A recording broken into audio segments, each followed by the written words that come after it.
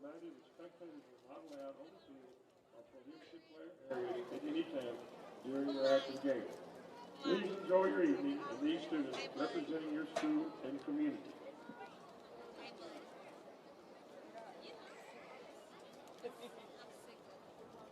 Officials tonight are from the Waco chapter.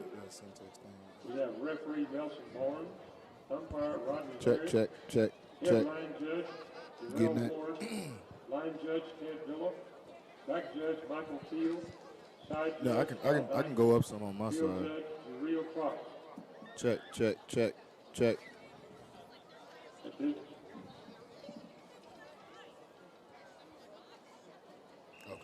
At this time, if you'll please stand, we'll have the playing of the Brenham High School alma mater.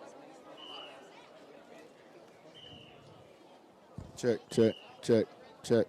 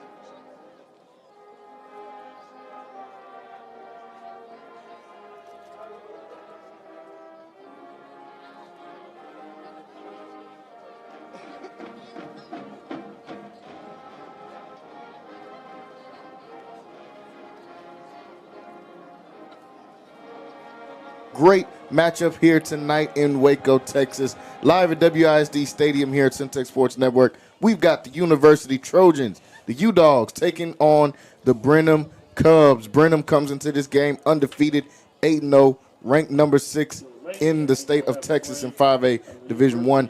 And University comes in here 3-0 in district as well. This is the de facto district championship game between University and Brenham. Folks, we want to thank everybody for tuning in with us here today on Centex Sports Network. We've got a great show here planned for you today. Joining me here alongside for this ride here today, we've got the WISD Hall of Famer, former Texas Tech Red Raider and San Diego Charger, Mr. Wayne Walker in the building with us. Wayne, we got a really good one here set out for us tonight. Yeah, you said it, Jalen. Man, we got a good one, man. Should be great offense, great defense, great night for a ball game, and these two teams are right up at the top of the district. And I think whoever wins here tonight will have a leg up on the district. Yeah, this game tonight will pretty much be for the winner. If University is able to close out this game here tonight, it'll be their first district championship in a long time since these guys have been able to win a district championship, man. And they're doing it on senior night. That's going to make it that much even more special, especially with this senior class here with guys like London Smith and Ronald Derrick and Joaquin Martinez, guys that have really changed the culture here and a part of that culture change here at University. Wayne, you're just somebody that's been involved in WISD, man, for a long time. What would this mean for the Trojans if they're able to pull out a win here tonight and pull out for a district championship? Man, this would be a tremendous feat for those guys. I remember us interviewing Coach Foster. In the summertime. And this is what he said. He said that he was tired of playing second fiddle, and he wanted to take them to another level, take them another step, and he wanted to win district and win some playoff games. So that opportunity starts tonight, Jalen. Yeah, they'll get their chance here tonight in what should be a really good game. Some of the keys to the game. First off, folks, we want to thank everybody that's watching with us on Centex Sports Network. If you haven't already, hit that subscribe button and like and share this stream. Let people know, hey, you can watch a district championship game right here from your house, from your phone, your computers, your TVs, wherever you're watching from. Make sure you guys are sharing this and letting people know we're in for a really great game. If you're not coming in here tonight for senior night, you'll be able to watch it right here on Centex Sports Network. Some of the key players in this game, we'll start on the Brennan side. Their quarterback, Upshaw's had a tremendous season, 18 touchdowns, to just 4 interceptions on the season. But one of the guys that's been making the most noise coming into this game is their receiver, Chris Goodrick. Man, this guy has played phenomenal all year long. He's got 17 touchdowns on the year, so that lets you know this guy can make it happen from anywhere on the field. Also to go along with 877 yards. And he's been picking up traction here lately as far as recruiting. He's already gotten offers from UTEP, from PV, from Tarleton. And I think that's just the beginning of it. By the end of this season, man, I could see another 10 to 15 offers on the table for this guy because he is just that good. Watch this film leading up into this game and like, okay, this guy can really play.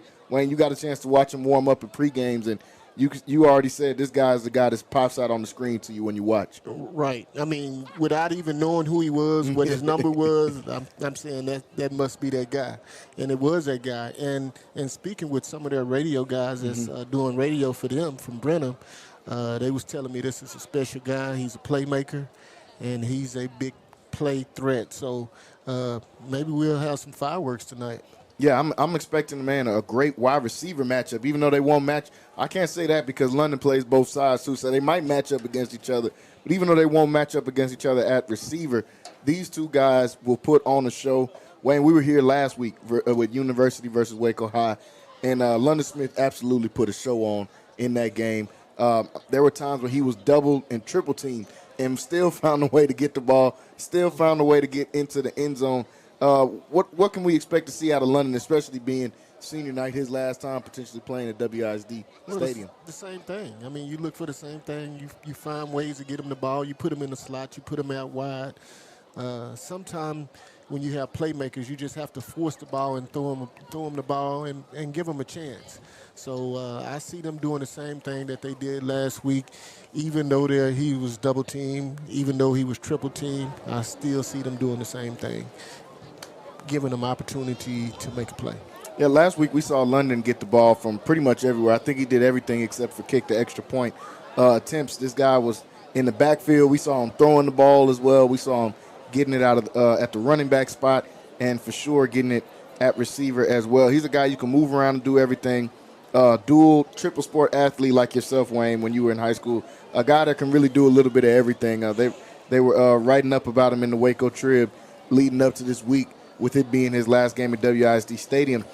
He was part of a class, like I spoke about earlier, that really rejuvenated this university program. Since his freshman year, when he got onto the campus at university, they've been in the playoffs every single year. And his freshman year, when he played, he was actually part of a team that broke a 13-season drought for getting into the playoffs. He was a part of that. This is a special night for him. His dad is a former University Trojan standout. His mom was a track star at Vega, and they both ended up meeting each other over at Baylor. Man, a great story for London Smith. What can we expect to see out of him tonight with this university squad? Well, man, you had those game changers. You had those guys that are special, and when you bring a guy like London Smith in and he changes the whole culture of their program, you have guys that want to play with him. And then when you have a guy that's playing on that level and guys are looking up, man, he makes everything better. He makes everything better for them. He makes everything better for the school. And guys just kind of want to piggyback off this guy. And when you have a special player like that wants to win, it kind of feeds into the other guys, and they want to win as well. So, like I say, he's changed the culture. And tonight, when you have a matchup like this and you know that you're playing against the top dog, you have to be that player that shows up. So we'll see what we get out of him. We'll see if he's a big dog or he's a small dog. Yeah. You get a chance to show it right here on the biggest stage, man. They asked him about, his time at university and what he wants to be remembered as. He said he wanted to be remembered as a winner. That's exactly what he is. He was a part of changing that culture, along with his dad, who was the head coach at the time, I believe, when they made that first run about 4 or 5 years ago. Man, these guys he's been special all year long. But he's got some guys on his team that can play as well. Yeah. His quarterback, Savoy Nichols, who is now top 3 in passing yards in the Central Texas area. He's come a long way, Wayne. We've got to see him from his first start on varsity last year all the way up until what we see him turn into now, 1,900 yards on the season, 20 touchdowns. Had a game where he had 6 touchdowns a couple of weeks ago. Had a good game last week as well. Talk about that connection between Savoy in London that's been so special these last couple of years. Well, I'm gonna say it like this: when you have a great receiver or a good receiver, you better expect to have a good quarterback. So they kind of feed off each other. And as long as you have a good receiver that can go up and get the ball, man, that always gives you a chance. It makes you better, and it makes you want to throw him the ball. But Savoy, man, he's been at it for a while, and he exudes greatness as well, and he wants to be good. And when you have a receiver like London, man, that connection, man, is what you want as a receiver-quarterback duo. That's exactly what you want to see, man. And then these guys are friends outside of that, man. They play multiple sports together. You can catch half the guys out here playing tonight in a couple of months. They'll be playing basketball together, building that camaraderie just throughout their entire time playing. A lot of these guys have been playing, man, since Little League ball together. Yeah. But Jalen, let me tell you this. Yeah. It's games like this. This is where you make your mark. These are games that remind people of who you really are. This is where you become Waco legends. Yeah. You know, when you play the big games, this is when you have to step up and you have to come and you have to meet that challenge. And so we'll see if Savoy and London and the University Trojans meet that challenge tonight. And like you said, these guys been playing together since Pop Warner. Yeah. And like you said, they'll be playing basketball, but we don't want to play basketball right now. not right now. We want to keep playing football, and we want to make our way through the playoffs. And it starts tonight. It starts tonight because this number 6 team from Brenham is one of those teams that you'll see during the playoffs. So now you get a chance to kind of measure yourself against a great competition tonight. Yeah, this will be a great measuring stick. No better team to do it against than the Brenham Cubs, man. These guys have been putting out monster players the last few years. Last year, even though they lost their top production guy, and a lot of people, including myself, thought, hey, maybe this Brenham team they'll drop a couple steps. They'll still be a good team, but maybe we won't see them at the same firepower we saw last year. Well, myself and everybody else was wrong about that. These guys have picked right up where they left off. Brenham is undefeated, the 8-0 coming in. This ranked number 6 in the state. You start to feel yourself a little bit, even when you have to get on the road. These guys just came to WISD Stadium a few weeks ago and play Waco High. They feel good about themselves, about coming back to the same place and being able to get a win against a worthy opponent in the University Trojans, for sure. So this is going to be a great game. Folks, if you're watching with us on YouTube, make sure you jump in the live chat as well. Drop some comments. Let us know who you're rooting for, where you're watching from. If you're trying to watch it, get the word out to the guys in Brenham. Let them know, hey, you can tune in right here on Centex Sports Network. You guys can jump in the live chat, and we'll talk back with you as well. Wayne, there's some other really good games going on here tonight around the Central Texas area. These are a couple of teams that we've kept up with all year long. Gatesville and Robinson will play for what could potentially be second place in District 12 and 4A Division II. These two teams have been on fire all year long, and we've been talking about them since week 1 here on Friday Night Flex. Now it all comes to a head. Robinson lost a close game last week against La Vega. Gatesville, only loss on the season is to La Vega. Now they've got that team out the way. It's to see who's next in the pecking order in District 12, and that's going to be a battle for tonight. What do you think about Gatesville and Robinson matching up tonight? Like you said, La Vega is the common denominator with those two teams, but I think Robinson, the way they played La Vega and the way they stood up, it was a back and forth game, and they could have potentially won that game. I think if they go out and they do the same things against Gatesville, I think they should win, and I'm looking at them as that second place team coming out of that district. But don't get it confused. Gatesville is gonna put up a game for them tonight, and I think Gatesville is a team that felt like that they were gonna kind of compete and win this district, and then it didn't happen. So now they have to kind of refocus and go back out, and now they have to play a tough Robinson team tonight. Yeah, it's going to be a tough place to play going out there to Robinson as well. They know they got a great football environment there in Robinson, Texas. But these guys have confidence, and even though they're coming off of a loss to a La Vega squad, man, that's a team that a lot of people are expecting them to lose by multiple touchdowns to. You go out there and you have a close game to the point you have a lead in the fourth quarter. Then it only builds these guys' confidence as we look at some of the stats here, the stat leaders in Central Texas, you can see somebody from Robinson on each level there. Their quarterback, Bryce McCurdy, is one of the leaders in passing yards. Evan Marino doing it again, back-to-back seasons of being a leading rusher in the Central Texas area. Dylan Medlock joins in as a top 10 receiver in the area, too. Playing against a high-powered offense like that, Gatesville is going to have their hands full. But last week we saw Gatesville play against a high-powered Lorena team that's got a lot of good guys on the offensive side. They were able to shut those guys down. They're going to have their hands full trying that against the triplets out there at Robinson. But that is going to be a great game tonight as well. Folks, we're going to be checking in on a lot of these games throughout the night. West plays Grandview tonight. That should be a really good game. China Spring will take on Lorena tonight. That should be another really good game in District 12, especially because that game could be for your playoff life in that one. And whoever wins that game will probably be around that third place in the district and be able to get taken up in district play to the playoffs as well. So lots and lots of great games going on tonight, folks. But tonight, the main attraction is right here for the district championship game. Waco University taking on the Brenham Cubs, man. This is going to be a great one, folks. Hey, folks, stay tuned with us here. We're just wrapping up the pregame. We're going to go into a break. When we come back, it'll be time for kickoff here in WISD Stadium. Both teams, you see Brenham starting to run out right now. They're bringing their band out. They've got their fans in the stands. Wayne, there ain't no short drive all the way from Brenham up here. No. So I expect some of those fans to start trickling in as the time goes on. And, you know, they come in on a mission. And when you have a ranked team, you have a good following. And this team went far in the playoffs last year. And they're trying to beat all of Waco. They've already beat Waco High, so now they come in and trying to beat Waco University. So this is like their second home. This is probably the only place that they've, other than their home stadium, that they played at twice. And going to get multiple wins in the same place. So, and could potentially be a playoff location as well for them. So, man, these guys are familiar. Both teams are familiar with each other.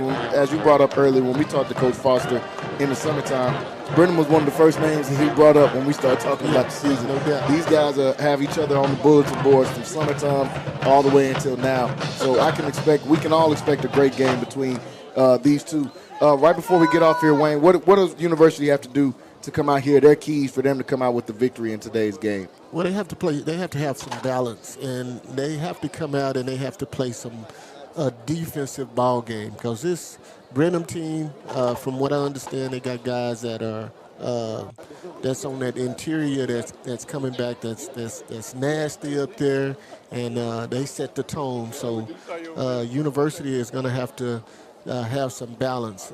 I know their offense is dynamic, but their defense is going to come out and have to play tonight. And as well, you're going to have to get the ball to our guy.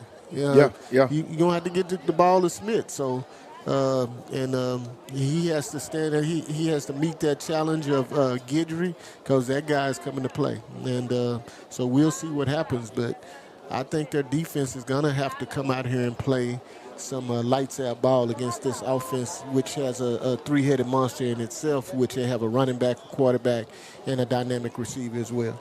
Yeah, this will be a great one. Lots of star power on the field, folks. We're getting ready to go down to the field. We'll take a quick break, and when we come back, it's game time here on Centex Sports Network. So stay tuned with us. We're going to be right back after this short break.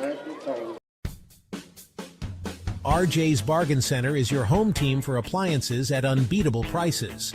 From refrigerators to washers, dryers to stoves, you'll find brand new appliances with huge discounts. And just like your favorite local teams, RJ's is proud to support our community and local sports. Score your savings today at RJ's Bargain Center, 711 Lynn Street, Waco. Call 254-224-6178. RJ's Bargain Center, where big savings are always a home run. Texas Rifle is Cadet Private First Class Aisha Rogel. At this time, University High School will play the national anthem.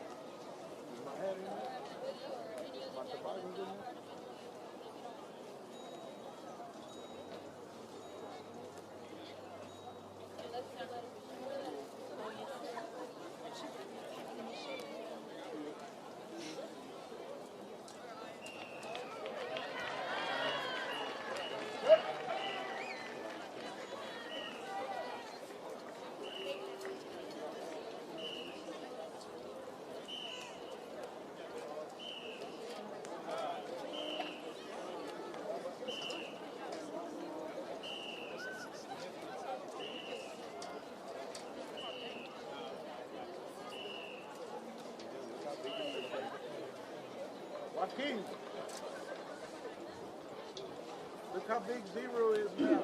Captains tonight for the Brenham Cubs, number 0, Taylor Espinoza, number 5, Ledrick Walker, number 29, Mason Seaver, and number 52. Gentlemen, shake hands and introduce yourselves.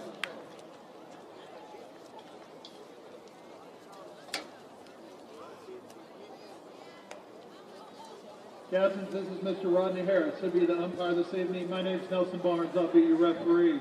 We taken care of the toss already. You won the toss and deferred. You wanted the football, and you wanted to kick it from the scoreboard. Spin your backs around, gentlemen. Brenham has won the toss, deferred their option to the second half. University will receive at the North Goal. Gentlemen, shake hands. Good luck. Let's have a great game.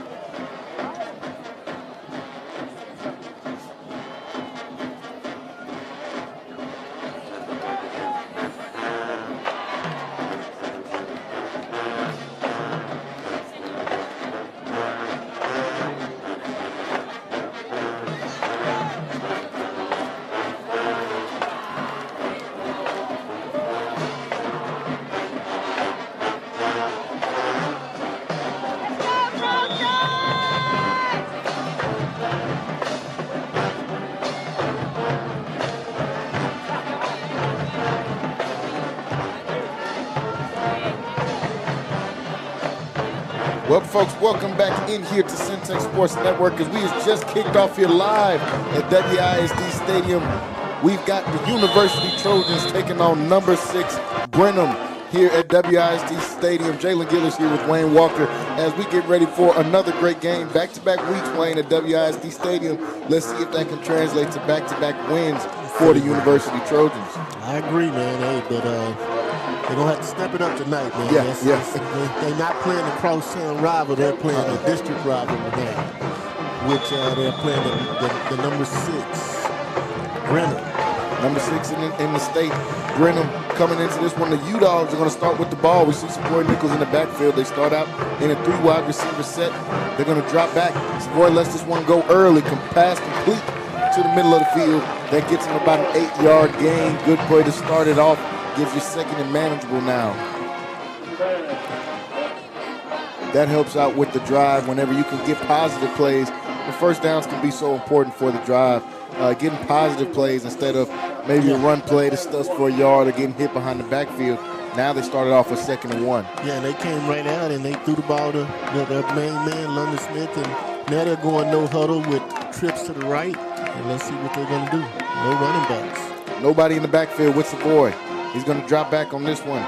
Gets a little bit of pressure. He steps up in the pocket. He'll let this go down the field. He's got a man, and he catches this one about the 30-yard line. Big-time play made right there. University is full of big-time playmakers. Another play made right there, and University offense is rolling to start this game off. Yeah, great play. They use London Smith as a decoy this time, and they had 2 guys go with him and left single cover on the guy who caught the ball. Looks like that was Stevens able to get the catch there. Big-time play made. First down now as the U-Dogs moving down the field. They line it up on the 32-yard line. Hurry up offense. One man in the backfield with Savoy Nichols. They get this one off. Play fake.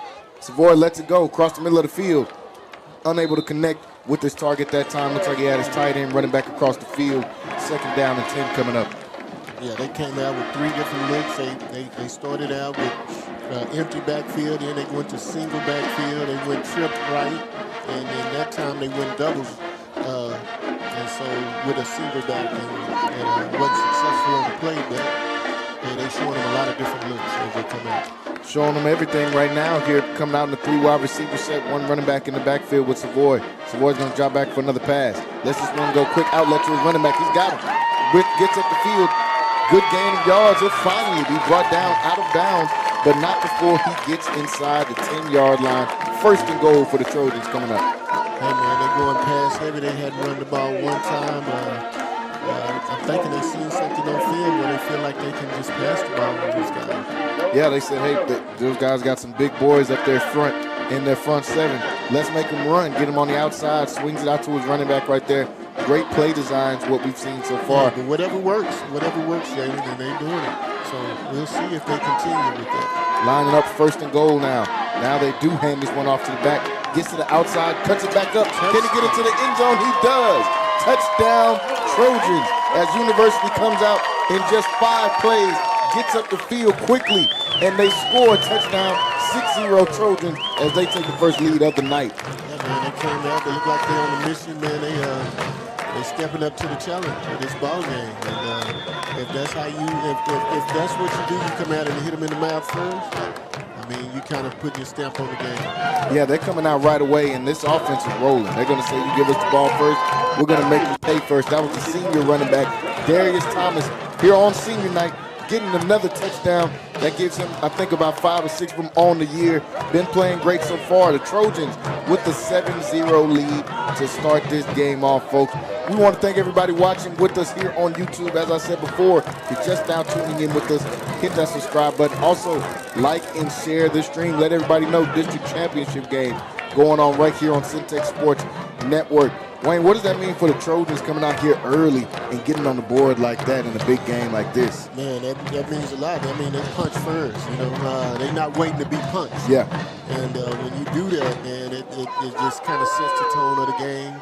It sets the tone for your whole team, offensively and defense, that we come out here on a mission tonight.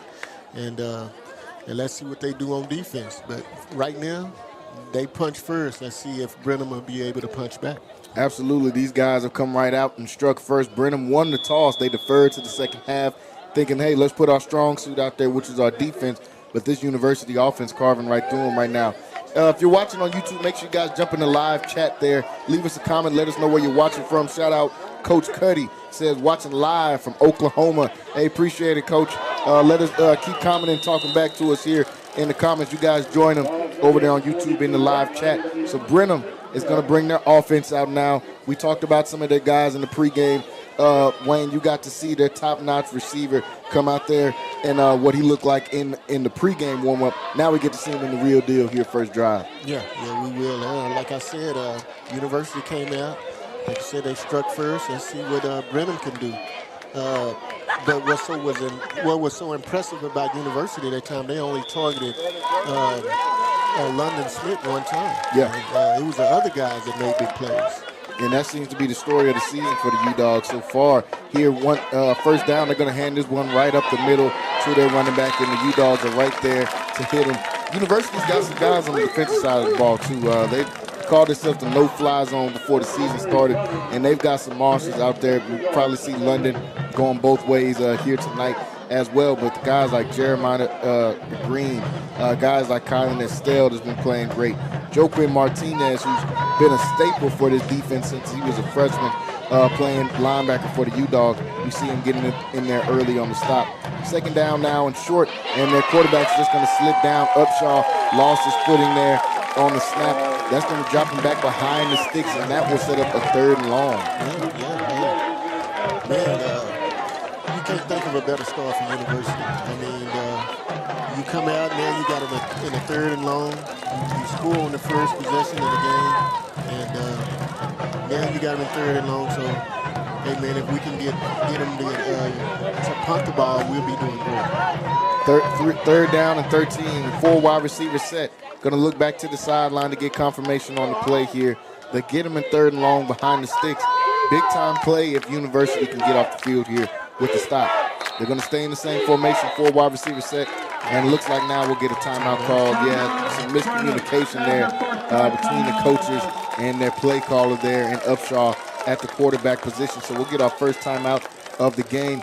Great start here for the Trojans so far. against this front, but they'll need to get a stop on third down. We know Brenham's got some big-time playmakers that can go get the ball on third down. So we'll see how they'll keep him in mind, Goudry out there on the outside, and how they'll try to play against him on this third down and long.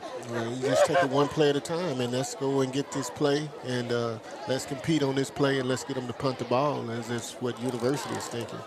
Like I said, if you want to be the big dog, you got to knock the big dog off the mountain. And right now, University has come out and showing that they're ready to play tonight. Like I said, they came down first possession and scored. Now we're talking about maybe 3 plays and out. Let's see what we're going to do on this third down. So Brenham lines it back up, 3rd and 13 now. Ball on the 39-yard line still. We're going to come out 4 wide receiver set, 3 receivers to the left. Upshaw in the backfield, 1 running back with him. Upshaw drops back. He's looking. Stays in the pocket now. He's going to try to escape the pocket. Gets up the field. Makes a guy miss. And he's going to be brought down after a good run on third down, but not enough for the first down. Looks like just a couple of yards short. Now decision time for Coach Young and his Brenham Cubs. It's 4th and 3, and look like they're going to keep the offense on the field. They're making some substitutions. No, look like they're going to punt it. Yeah, looks like they're going to send the punt team out here, and this is going to be a short yardage package that they have. And it could be that. I don't see anybody backing up.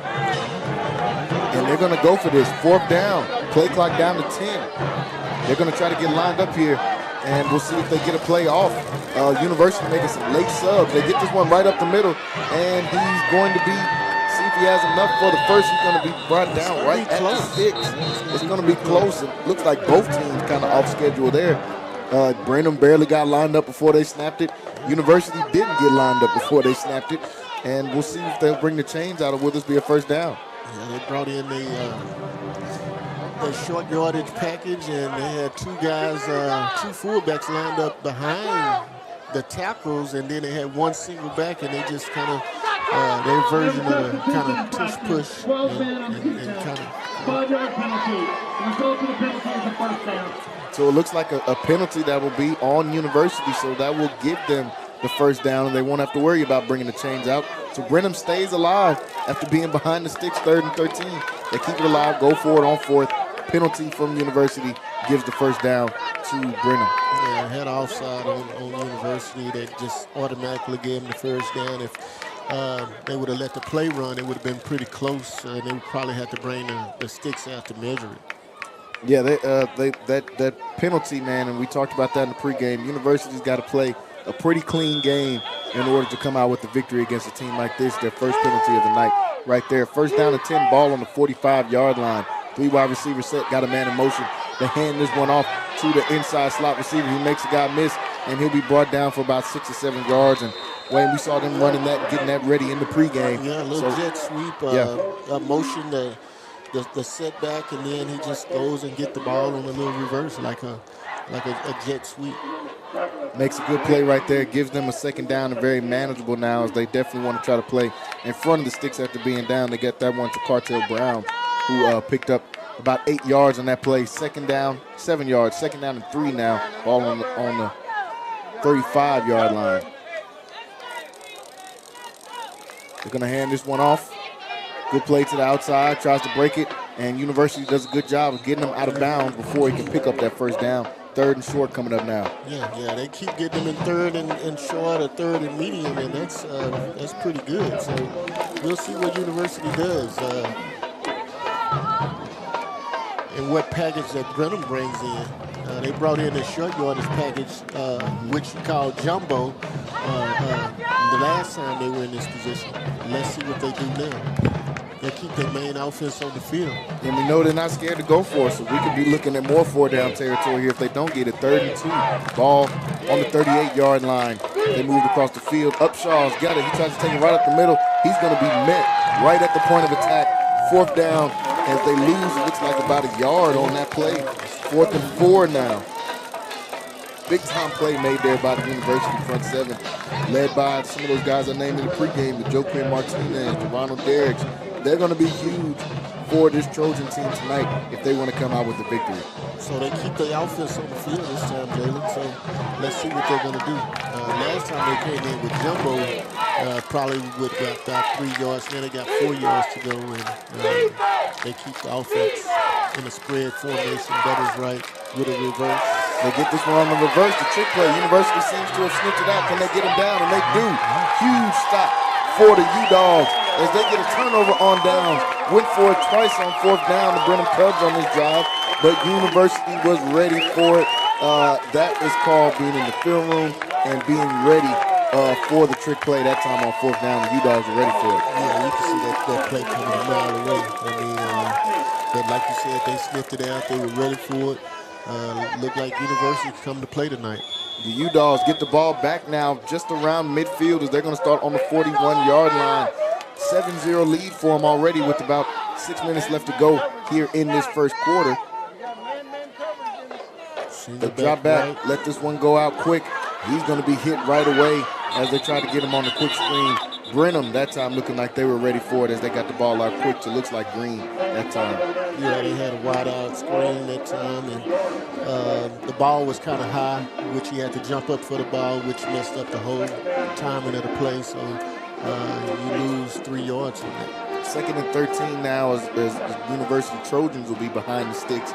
See if they can continue to keep this drive going after their hot start on their first drive. 2nd and 14 now, 4-yard loss. Ball on the 37-yard line. Looks like he tries to get him with a snap count. They get it. Savoy's going to drop back. Got pressure early. Gets this one to the receiver. It's caught. London gets this one, and he'll be brought down after about a 6 or 7-yard gain. Good play to set up a third and a little bit more manageable now than that long 2nd down they just had. Yeah, they had London Smith in the slide, and he just ran a crossing route across the formation.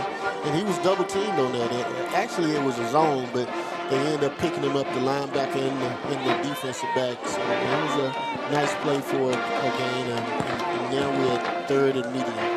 Yeah, the Brenham squad's got some good guys in their front 7 as well. Jason Mueller's already got 5 sacks on the season. We could be seeing him more. 3rd down, and they're going to send a blitz. A lot of pressure. Gets it to the outside. He makes a man miss, and he's going to be brought down short of the sticks.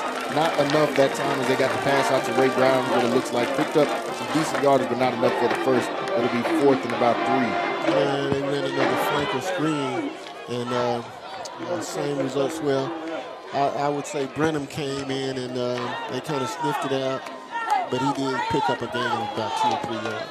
So 4th and 3. The Trojans going to keep their offense on the field. 3 wide receivers set. And it looks like now we'll see a timeout called. And it's Brenham once again as they're going to burn their 2nd timeout here in the first quarter. Only 1 timeout remaining throughout the rest of this first half now with 4:08 left to go in the first quarter. The Trojans have been hitting them with the hurry-up offense, Wayne. We've also seen them trying to throw some dummy snap counts out there, trying to get these guys to jump off, and they've been close a couple of times. Looks like they tried to get them again right there. After the timeout, we'll see if University still keeps their offense on the field or were they just trying to sniff out Brenham and maybe get him to jump on the 4th down. Yeah, well, they got Brenham to call a timeout, so they did their job. But, yeah, University has come out with some new wrinkles this week, and that's what you call getting in the film room and showing and game planning and doing some things that the opponent hadn't seen before. The Trojans, they've been ready for this game. Like we said, if you guys got a chance to watch with us in the pregame, talked to Coach Foster in the summer. These guys have had Brenham circled on the calendar since the summer. 4th and 3 now. They're going to come back out on their offense. 3 wide receivers set, 1 man in the backfield with Savoy. Nichols gets the drop back. Josh back lets this one go on a quick outlet. Great play right there. 1st down for the Trojans. Great play made there on the outlet pass. Looked like to their tight end as he was able to pick that one up. That was Justin Neal, the senior tight end, able to get in on the action that time. Move the chains for the Trojans. Yeah, they just came with a simple little flare pass to the tight end and picked up the 1st down. That was a good read by Savoy just to pick up the 1st down. We've seen a lot of development, man, from the first few games of the season from Savoy to where he is just right now. You forget that this kid was just a sophomore getting thrown into the fire last year. Still a young player, and now in his junior year, really starting to pick some things up. Great play made that time by Savoy and his Trojans offense. Looks like we're going to see an offside. Will this be? So they'll get him with the false start.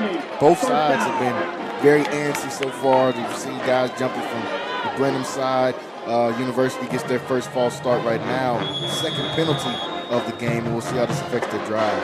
Yeah, and we got first and 15, so we can need to clean up a little bit on these penalties, on these false moves. Savoy drops back on first down and 15. Lets this one go on the wheel route to the sideline. Will they call this one a catch? And I believe they will. Catch made. Great play call right there and great adjustment on the ball by who else right there getting the catch? London Smith. A new wrinkle, lined him up in single back in the backfield. And he ran a real wheel route and won on his route. And now we at first down.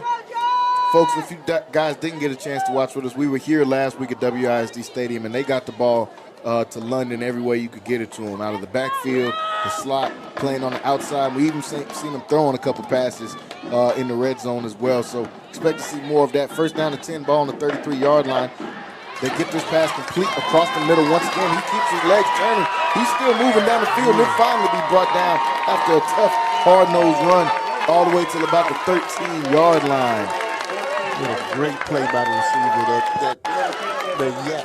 and that's yards after the catch. I mean, he caught the ball and then he drug his man for another 10 yards. So now we're at first and 10. We still got first and 10 from the 14-yard line. First and 10 from the 14, yeah.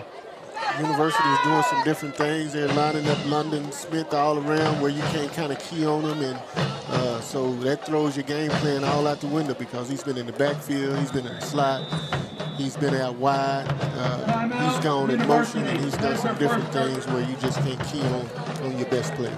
Yeah, they're getting the ball to London in multiple ways, but now we're seeing some of the others, just like we did on the first drive, stepping up and making plays. That was Justin Neal again, and man, they're finding something there in the tight end, getting him into multiple different actions there as he makes some pay. I mean, it's senior night. You want to get the ball to the seniors, Wayne, on senior night, because these guys got a little extra added motivation on what they want to do. You want to win. Yeah, when you play a team like Brenham, you just want to win. Yeah. This is probably for the district championship. These two guys, so you want to win, and they've been doing some different things, and they've been using London as a decoy, and it's been working. Shout out to everybody in the chat with us. Stacy Greeny says, "Let's go Cubs," watching from Fort Worth. Shout out to Funky Town, and thanks for commenting with us.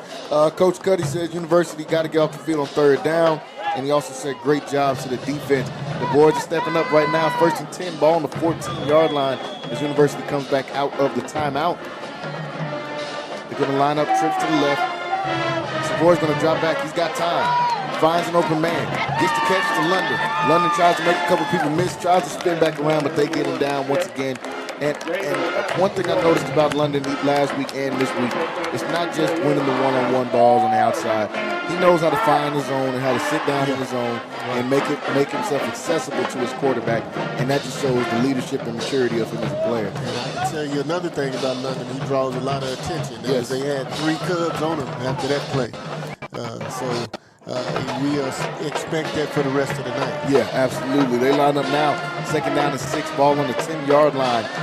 Still with a chance to get a first down. They hand this one off, fake the handoff, get it back to London. London makes somebody miss, going to the end zone. London gets in the end zone. London Smith, similar to a play we saw last week, Wayne. You get it to him around the 5-yard line, just let him make a play. Let him do the rest. I mean, that's what you do with your playmakers. Give him opportunity. And he's been doing that all year. He's a big, strong guy. He's a top recruiting state for a reason. Yeah, and he's showing it right here as he gets into the end zone after another great drive from the University Trojans as they kick this extra point, and they now take a 14-0 lead to start this game off. Folks, buckle up. We are in for a great game here tonight, watching the Trojans battling it out in what is going to be the district championship game pretty much between these two teams. Right now, the Trojans, Wayne, showing up like they're ready to play. Yeah, they come out ready to play. They've been kind of overlooking some games just to get to this game. And like I said, they came out and they punched first and they hit again. So they strike again, and let's see if they'll be able to maintain this and keep this up. Yeah, right now they're doing a phenomenal job of being able to do that. 14-0, 2 minutes left to go in this first quarter. The Trojans showing that they're serious. Hey, it's senior night. Two seniors have already scored in this game as London Smith, the Baylor commit, really trying to show out in his final, what could be his final game at WISD Stadium. We'll have to see how the playoff regions go in that and how they'll move around some games. Potentially his last game, though, here at WISD Stadium, and it looks like he's ready for a special one. You know Brenham is going to, you know they're going to step up.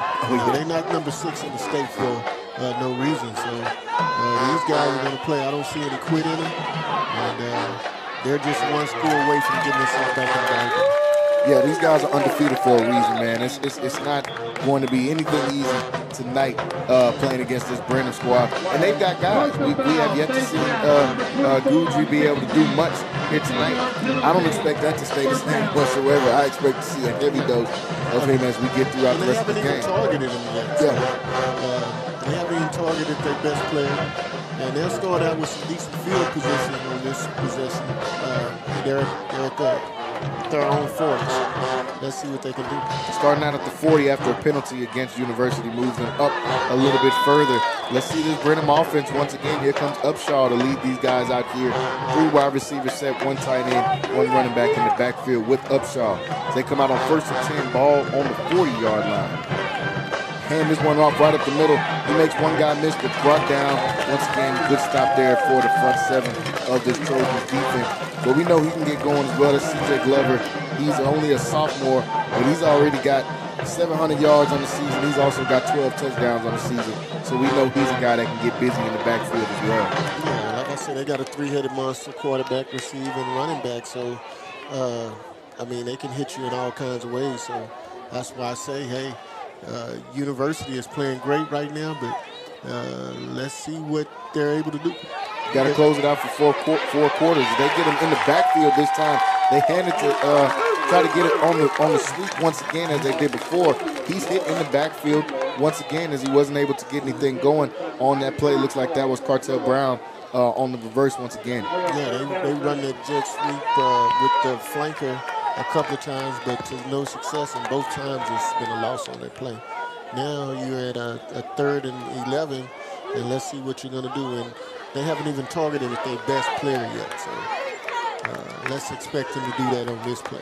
They drop back. Upshaw looking that way towards him. He gets the ball to him, makes a guy miss. He's still on his feet, moving down the sideline. They're going to have to get him out of bounds. They do. We see a flag that popped out just about when he was about to catch the ball. We'll see if that's PI on either side there. It's either PI on both. I mean, you can go offense as well. I mean, it was a route where he ran, and I think he pushed off, but let's see what they do. Pass interference, defense number 25. That penalty is declined. Resulting play is the first down. Yep, they get the Trojans for the PI that time. Michael Sorrells looks like he was hit with the PI as they're going to move the chains on this one. They decline the penalty, and you see right away they get Guju the ball, and he's dangerous well, as soon as he touches it. You have to, and that's why I was saying, Jalen, you have to target him on that play.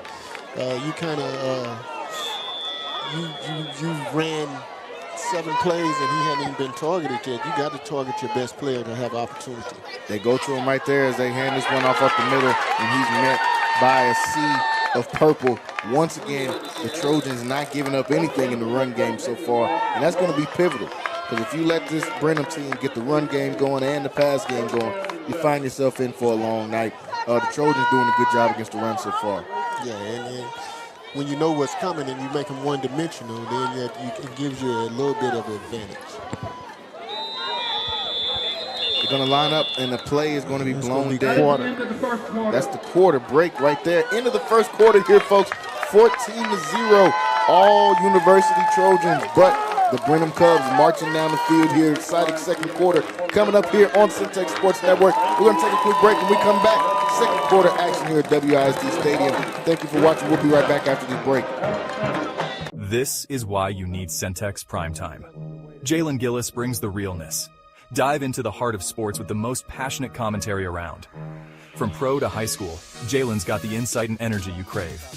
Catch all the action weekdays from 5 to 7 p.m. on the Centex Sports Network, only on YouTube. Join the conversation and elevate your sports knowledge with Centex Primetime. Don't miss it.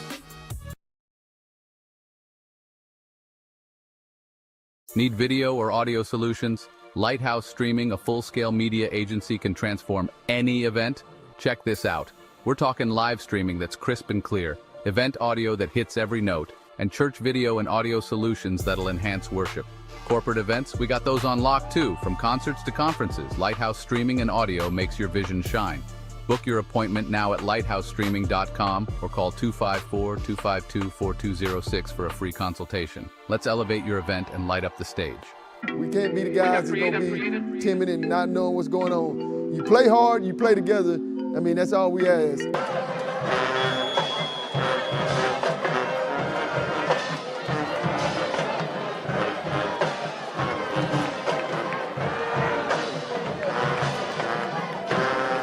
Back here to start the second quarter.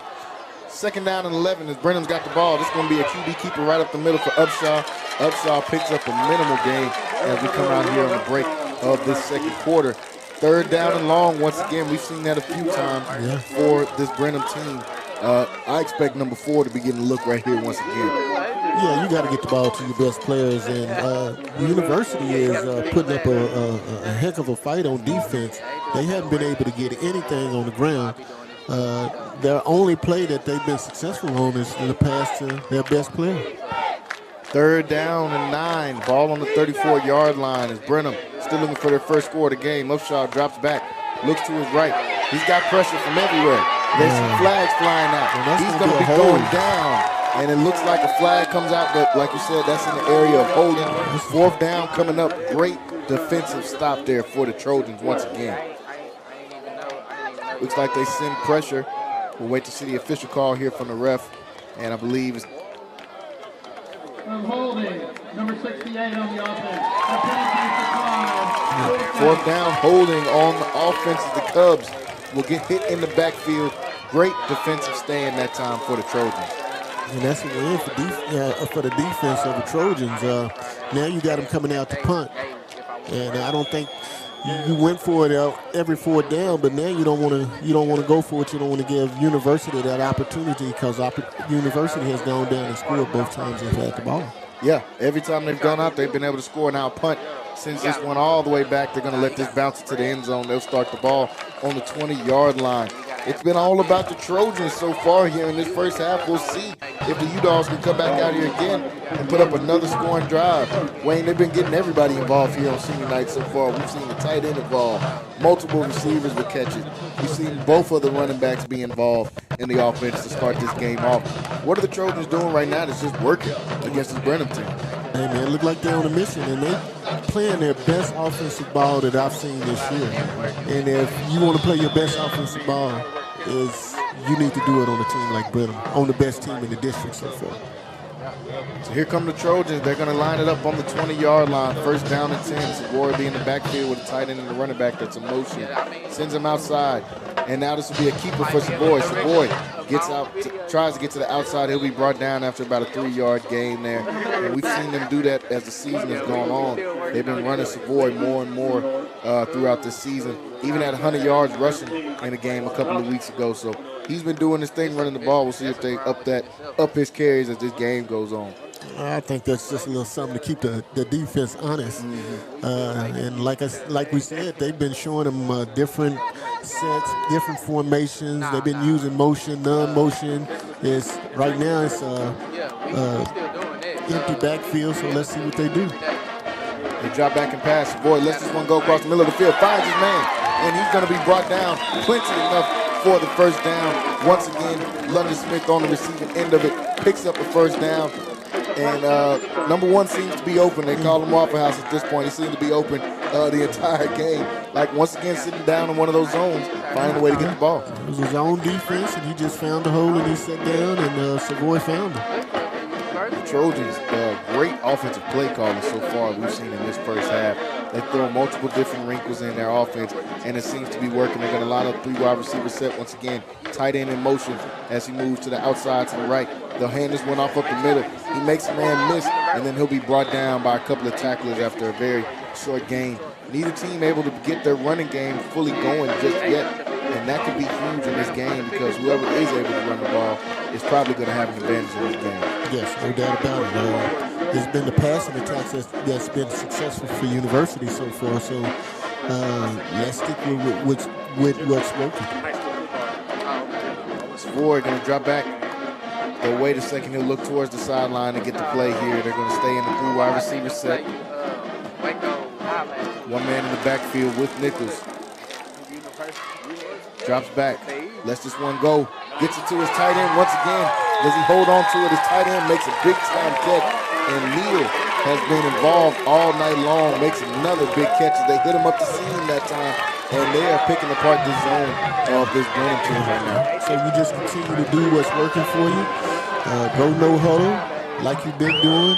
It's kind of confusing the Brenham Cubs a little bit because they don't know which way to look. They don't know which direction. You hit them with the wide receiver screens. You hit them with London Smith, the tight end, and the running back has caught the ball. So he's mixing it up a little bit. First down for the Trojans. They're going to hand this one off on first down. Tries to break to the outside. Best run so far tonight. He's going to keep this one in bounds, and he'll be brought down late. It's like a late hit. The coaches wanted a late hit there, but they won't get it. Great run there on first down to set the Trojans, as we just said. Whoever's able to run the ball is going to be the difference in this one. That time, Darius Thomas gets a good run. Great run. Got about 10 yards. Enough for the first down. Broke a tackle, and now they set up from the 25-yard line going in. Another first down here. First down and 10. Ball's on the 25-yard line. Looks like they're going to look back to the sideline for the play call. They stay in the same formation.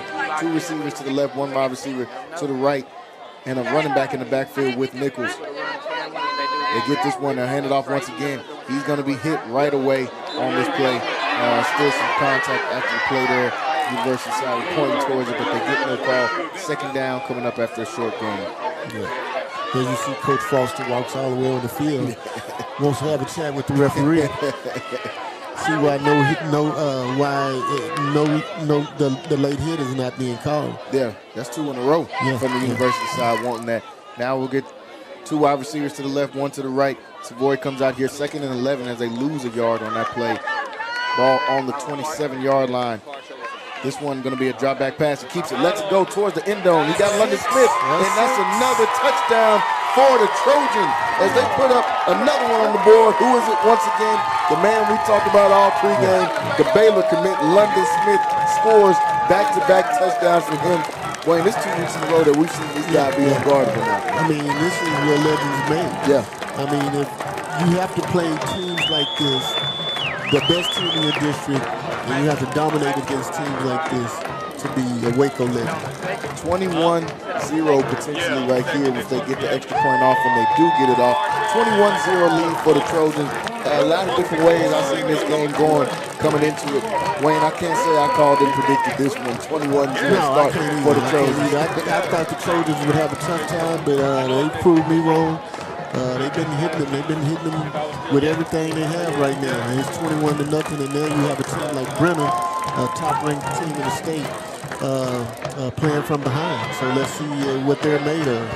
This coaching staff with Coach Foster is off to a phenomenal start in this game, and I got to take my hat off to them just for the way that these guys have started the game.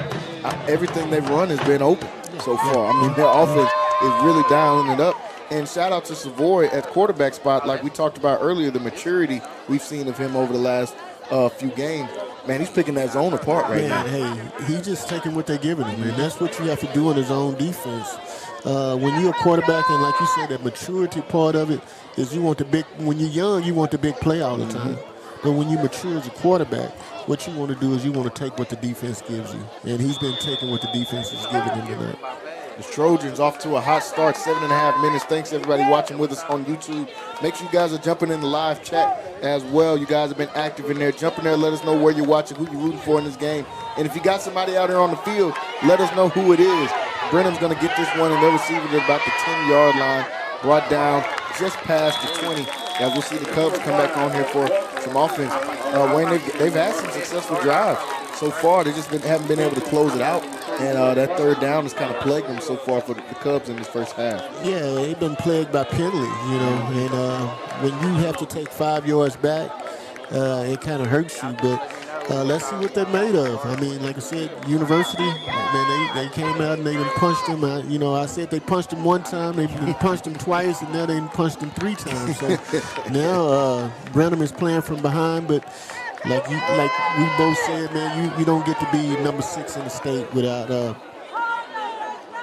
they're gonna hand this one off on first down, and brought down after about a 4 or 5 yard gain. Yeah, like you said, you don't get to be that all the way up here for nothing. Yeah, you're gonna compete to the end. So football is 4 quarters, and we've only played 2 of them so far, 1.5. Yeah. Still plenty of time left to go in this. 7 minutes left to go in this first half. Brenham's got the ball. They pick up 5 on first down. Now 2nd down and 5. They're going to hand it right back to their running back. He's going to get another 5 here and tack some more onto that as he still got the legs turning. Finally brought down after about a 10 or 12 yard run. Big time run there. And Brenham's not giving up on the run game. And that shows you a team that's not panicking. They're saying, hey, plenty of football left. Let's just get some offense going. Right, and that's what you have to do as often. You have to take a little bit at a time, every drive at a time, and so we'll see what they're going to do. I mean, and they still not giving up on the run. So they come back and they run 2 running plays back to back, even though they're down 21 points. Glover gets another run right there and picks up another 5 or 6 yards. And they said, hey, we're going to grind this one out. Let's let our defense, for one, get some rest. Their defense has been on the field a lot. You want to try to help your defense out some. Hey, let's run the ball. Let's let these guys catch a breather because that university offense has been on fire so far. Yeah. And, you want to let that offense of university rest a little bit, too, because they've been running up and down the field like a track meet right now. 2nd down and 5 after another 5 yard gain on the last run by Glover. It's been all Glover so far on this drive, 3 runs in a row. We'll see if they get him for a 4th. Feel like they're trying to set something up here. 2nd down and 5. They get it right back to Glover. Same play, runs to the same side. This time University ready for it. 3rd down and about 4 coming up after that play. Yeah, University's been dead on tonight up on the run. They plugged them up pretty good. They've gotten them to 3rd down each and every possession. 3rd down and 5 coming, or 3rd down and 4 coming up now. Ball on the 42-yard line. 5.5 left to go in this first half and ticking. They're going to come out 3 wide receiver set. See Goudry here playing up top in single man coverage. They're going to look right to his way to get him on the out, or they find the man underneath on the route. And what a play made to come up and hit him right away. Big time play made. Looks like Green able to get in on the action that time. Huge play made on 3rd down to bring up 4th and 5 is what it's going to be. And they're going to punt the ball again. Huge play made by Jeremiah Green, one of their biggest playmakers of the year. He's been playing phenomenal on both sides of the ball. He's had to step up on offense. On defense, he's got 4 interceptions. Makes a big time play there. Another senior making a play here on senior night. Great week to make it. Senior night. It's your night. Yeah, it looked like they wanted to go for it on 4th down, but when you're down 21 and you don't want to take any more chances and be down 28 to nothing. They catch this one off the bounce, and he'll be brought down at about the 7 or 8 yard line. So University is going to have to go the length of the field this time if they want to put up a score. Still plenty of time left. They got 4.5 left to go here in this first half. The Trojans, you come back out here. This is not a game I imagine they want to play safe in. They're going to come out and try to score again. You keep doing what you've been doing, man. I mean, if it's not broke, don't fix it. So keep throwing the ball. Keep throwing the ball. You've been getting chunks of yard by doing it. So you keep doing it. Stay aggressive. And you got Brenham on their heels right now. 4 minutes, just over 4 minutes left to go here in this first half. The Trojans going to come back out with the ball on the 8 yard line. Going to spread the ball out wide, get both receivers outside of the numbers, and Savoy's going to drop back. Dangerous pass there in the middle. Yeah, tried to throw a middle screen, man, and it almost backfired on him. Almost a disaster right now there. We got a penalty. Yeah. And I think it's going to be lineman downfield. Good flag on the play. Ineligible. Ineligible man downfield is what it's going to be, I believe. You see up here on the replay. They try to get the guy in the middle of the field, a tight end screen in the middle of the field. That one sniffed out, and man, could have went really bad. 2nd down. So they'll back him up only half the distance to the goal, I believe here. 2nd down now. Yeah, you just got to keep doing what you've been doing. I mean, you tried to get a little bit creative and try to do a little bit too much then, and it almost backfired on you, man. Just keep going to London. Second down. Or your tight end. Second down and 10. 5 wide receiver setters. They're going to spread him out here. Savoy in the backfield by himself. Drops back. Lets this one go right away over the middle of the field. And just misses London Smith. Well, and I think that they heard you up here. You must be next to the play callers. They tried to go right back to London and almost had him. You have to. You have to keep doing what's been successful for you as offense. Don't do anything different. Just barely missed him as they tried to catch him right up the seam that time on that play. And I believe we saw that exact play go for a touchdown last week against Waco High. They put that 5 wide receiver set out there. They put London up the middle of the seam. Almost got him, just couldn't connect with his quarterback that time. And it forced him to play man-to-man, so he was actually man-to-man on that play. Just a little bit more accurate throw, and we would have been talking again about another touchdown. Timeout. So University's going to call a timeout here. 3.5 left to go here in this first half. 21-0 lead as they're going to try to get another conversion here, but they've got to be careful here on 3rd and 10 backed up against their own end zone because we almost saw it all go bad there on that first play. And now with this 3rd down, Brenham can flip the field and actually be on their side of the 50-yard line for once. Yeah, this will be a huge stop for Brenham if they're able to get it. If they able to get it backed up against their own end zone, because it'll be some of the best field position they've had all night if they force University into a punt situation. So 3rd down and 10 coming up now. 3.5 left to go. Wayne, what do you do right here? Do you run the ball and play it safe, or you try to find a man downfield? You can do either. I mean, I think you just stay aggressive, man. You've been winning on your routes. Your receiver's been winning. You've been doing a lot of different things. I'll look for my tight end if he's in. 3rd down, ball backed up against their own 8-yard line. Savoy, empty backfield. Extends the play, lets it go down the field. Looks like tried to go back across his body. Dangerous throw there, stops the clock. And that will be a 3-and-out for this University offense. First time we've seen it tonight. Yeah, this is the first time they punted tonight. They kind of got a little cute on that first down play and tried to run that middle screen when they should have just kept being aggressive and just throw and catch and go down the field.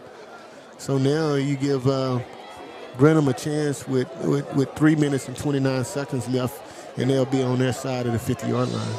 And they've got Goudry back here to catch this field, or to try to catch this punt.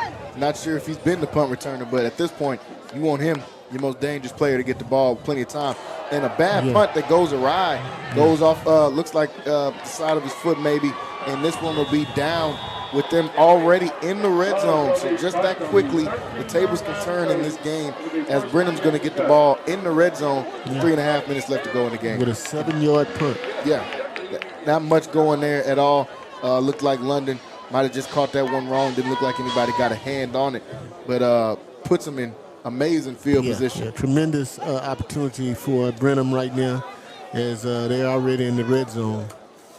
If you guys are watching with us on YouTube and you're a Brenham fan, jump in the comments, jump in the live chat, let us know where you're watching from. I know everybody couldn't make it out here today. We see some of the Brenham faithful on the sidelines getting bundled up. That's when you know it's some football weather outside, Wayne. You start seeing the blankets come out, and the hoodies, all of that.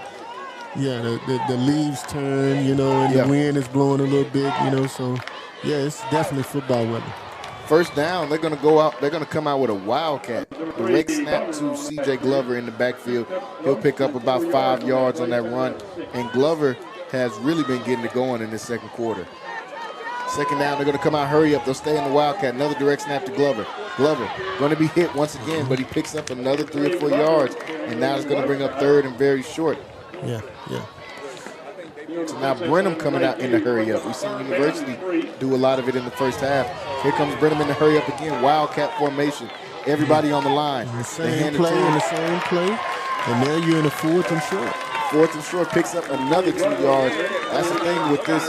Every time Glover gets the ball, he's falling forward. He's falling forward just about every single time. Well, they come out with their version of the jumbo package, and they've been just running quarterback right, quarterback left. 4th down and 2 now. They're going to keep their offense on the field, but we see a change of personnel as they'll bring some of the jumbo guys off, and Upshaw will come back out here, play quarterback.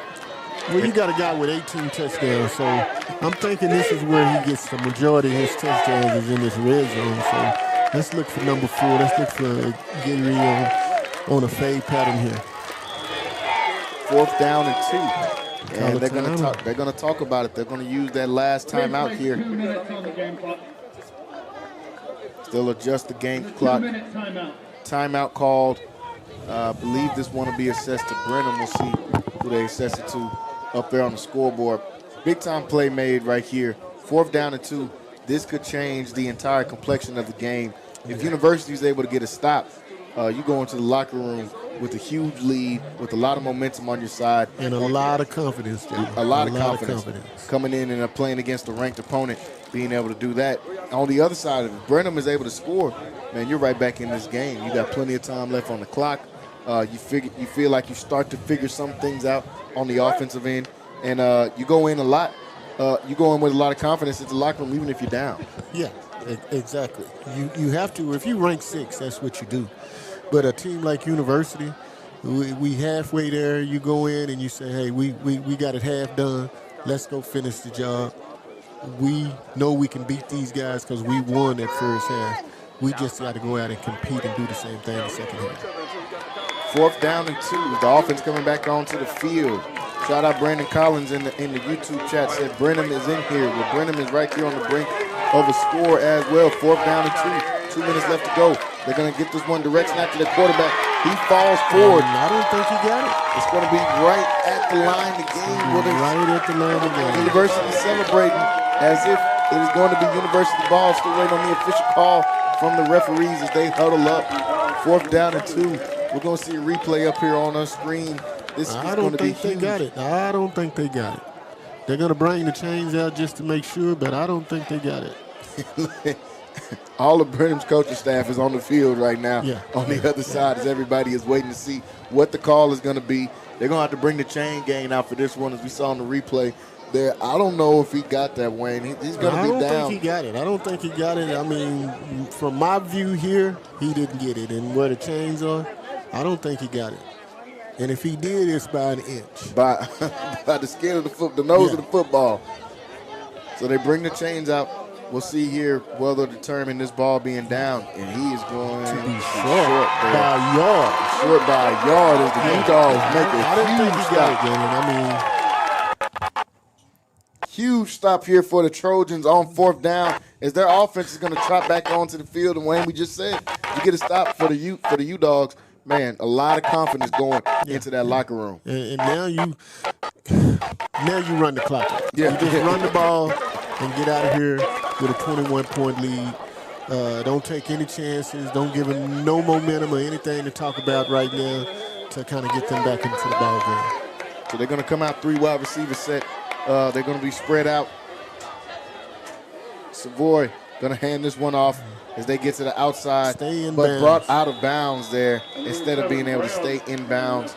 And it looks like that was Brown at the time on a carry, not able to stay in bounds, though. This is one of those times where you want your quarterback under center. Yes. You want him under center, and you want him taking a snap, and you want him just to be able to kneel. You know, we don't see a lot of that in high school now, Wayne, and I think that's a disadvantage, in situations like this. Being under center, I mean, really helps you control the line of scrimmage. Yeah. I mean, heck, Savoy's about 6'5". I think maybe 6'6". You could almost push forward and get a couple of yards. And it should be something that you just should practice just for kneeling the ball and running the clock out. Like, you're 5 yards back. Savoy lets this one go. A dangerous pass tipped up and falls down on the ground, and that's 2 that we've seen, Wayne, in this exact same spot that was very close to going the other way. Well, I think University is making a big mistake now. Brenham has no timeouts. You go into halftime with a 21-point lead. Now you give them an opportunity to get the ball back. Yes. When you only had 1:50 left on the clock, when you could have just run the ball or kneel the ball and just get out of here. 2 plays in a row to stop the clock for University. And like you said, you're going to potentially give these guys the ball right back. And then you just had a punt out of your own end zone that just went for 7 yards. Yes. So you don't want that same thing to happen again. 3rd down and 10 now. Empty backfield for Savoy. He's going to roll out to his right. He's going to try to go and get this one with his legs. Lets it go at the last second and passes it and gets it up for the first. Huge play made there by Savoy Nichols, keeping that play alive, finding the guy, having a throwback across his body. Huge play made on third down. Man, what do we know about football? Yeah. Man? I mean, they come out and they throw it 2 downs, and they end up picking the first down up. Yeah. But if they don't, it's 1:44 on the clock, and you get Brenham, which you just said they had a 7-yard punt, and you give them an opportunity to score. I don't want these guys to go into halftime with no confidence, especially if we beat them 21-0. So, me, as offense coordinator or coach, we would have just ran out the clock. Empty backfield here, a minute and a half left to go. Savoy back here by himself, ball on the 15-yard line. And he's got a lot of pressure. He slips down and falls, and another pass goes through the hands this time of a linebacker. And Wayne, I really think they should hand this one off. Yeah, they're making me nervous, man. Just kneel the ball. I mean, just kneel the ball. You just sit there, you take you 2 steps, and you just kneel the ball. And that's it. I mean, all you have to do is go down on the knee. And, I mean, it goes through the hands that time of a linebacker. So many things can happen bad when you pass the ball. Yeah, I'm sure. I'm not sure. And that may be intentional grounding. I mean, was it? Please place 1 minute and 21 seconds on the game clock. So a minute 21 to be placed back on the clock there. Second down and 10. Another dead ball here, Wayne. They stopped the clock again. So we know where we are. We're in Waco, so because they ran the clock like that. Waco University. Hey, I seen it a couple times, Wayne. I wasn't going to call nobody out, but that clock was running a few times. Maybe they trying to get into halftime. Second down and 10. Ball on the 15-yard line still. One man in the backfield, and now we see a running play here on second down. But he's going to be brought back about 3 yards behind the line of scrimmage now. I wouldn't care if what happens is let the run and let the clock run, and let's run the ball one more time. Okay. So Brenham had one timeout left, so they charged, believe that last one to University, I think. So this timeout will be Brenham's final timeout.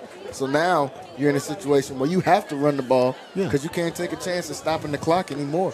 And that's what they should have did on first down. And what you did on first down, you threw the ball, you came out and threw the ball, which stopped the clock because it was incomplete. And now you give them another opportunity. You just can't keep giving good teams an opportunity to get the ball because at some point they're going to get you. Yeah, you keep giving them great field position. They're going to capitalize, man. These guys are 8-0. You're not playing, your run-of-the-mill team here. You keep giving them really good team opportunities. They're going to capitalize on the opportunities. And, man, they've had a few, just on this last 3 or 4 minutes of this game, they've had a few opportunities to really turn this one around on its head. But here comes University, 3rd down and 12 now. They've got no time, Brenham has no timeouts now. University's got one. We'll see what they dial up here with the ball on the 15-yard line. They got a man in motion. Savoy by himself. He's going to run this one, and he'll be brought down after a short gain of about 3. See some extra pushing and shoving after the play. Nothing too serious. No timeouts left. Now you're going to run this to about 30 seconds. Probably call a timeout, and then you'll punt this one away. Yeah. See the referees. Please place 1 minute and 8 seconds on the game clock. So they're turning back a little home cooking here is what's going on at the Trojans. But I wonder why the clock is stopped if they have no more timeouts. And that's what I was getting ready. Maybe they said it started. I don't know. Because if you stop it, you got to allow for some runoff now. Yeah. If you wanted to reset it to where it should have been. Illegal motion on the offense.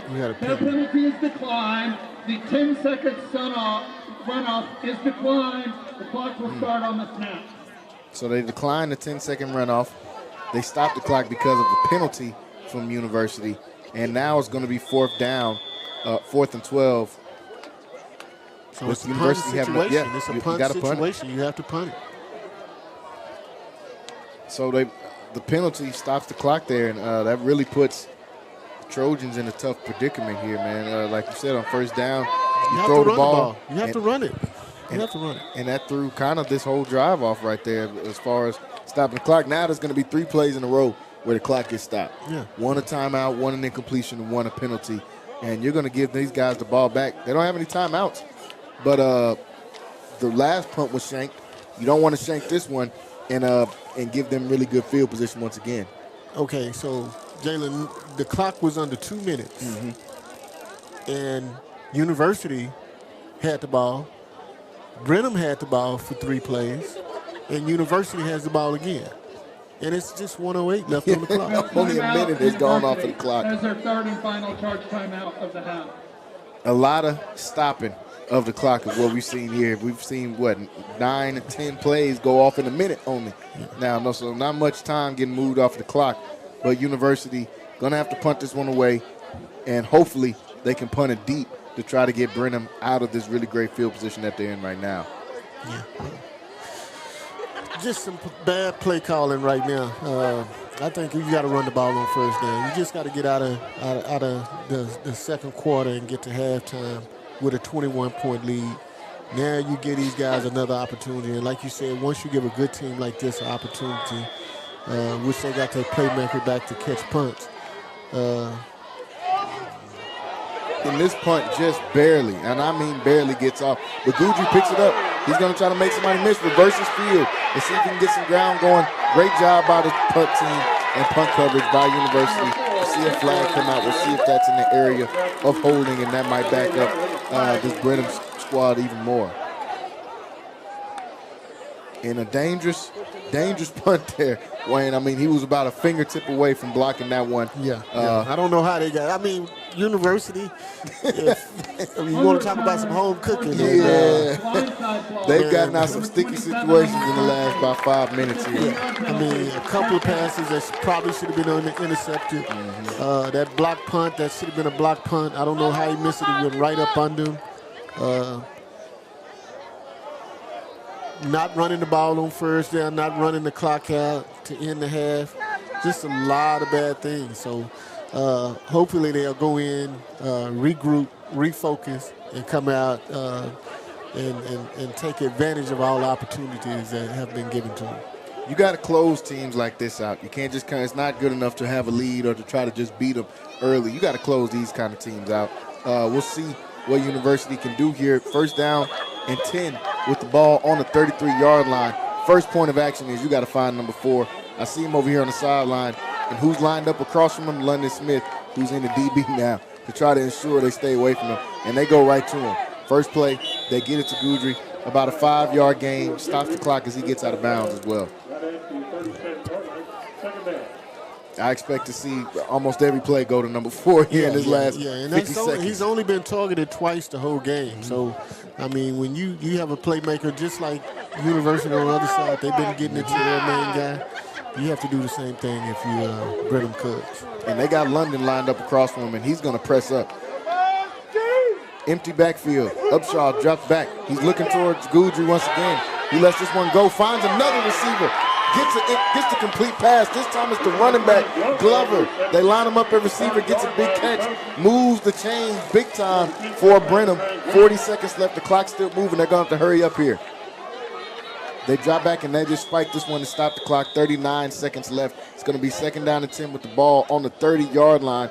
And that quickly is how quick you can see things flip in a game like this that has been kind of wacky in the last 5 minutes. Yeah, like you said, man, you just can't keep giving the team opportunities to be successful and to score. This team is ranked number 6 in the state, and you don't get there by not being able to compete. 5 wide receivers set now. They're going to come out with the ball on the 30-yard line in University territory. Upshaw rolls outside the pocket, just throws this one out of bounds. They had 2 guys on Guidry. They were not going to let him get anything easy right there. They got London on him and had another guy coming overshadowing him as well. So let's see if they dodge this bullet, man, because they've dodged some bullets. They have. And hopefully it don't come back to bite them or hit them. That's what I want to say. Yeah, they had 3 as I watched the replay. 3 guys. They had 2 guys on them and 1 guy shadowing over the top. So they don't want the ball to get to number 4. But as Brenham has showed, they got playmakers everywhere. Third down and 10. Ball still on the 30-yard line. 33 seconds left to go. Upshaw drops back. Upshaw looking. He's got time. Throws this one deep. That's going to be an interception. You see a fall down player right there, but it's still picked. Here comes University. No flags on the field so far. And the Trojans will be brought down just past the 20-yard line. Big time play made by the secondary. Upshaw tried to find his guy, but great job by University. They had him blanketed there. Yeah, they did. They read that perfectly. You had a deep safety in the middle of the field. It was he was basically throwing into triple coverage.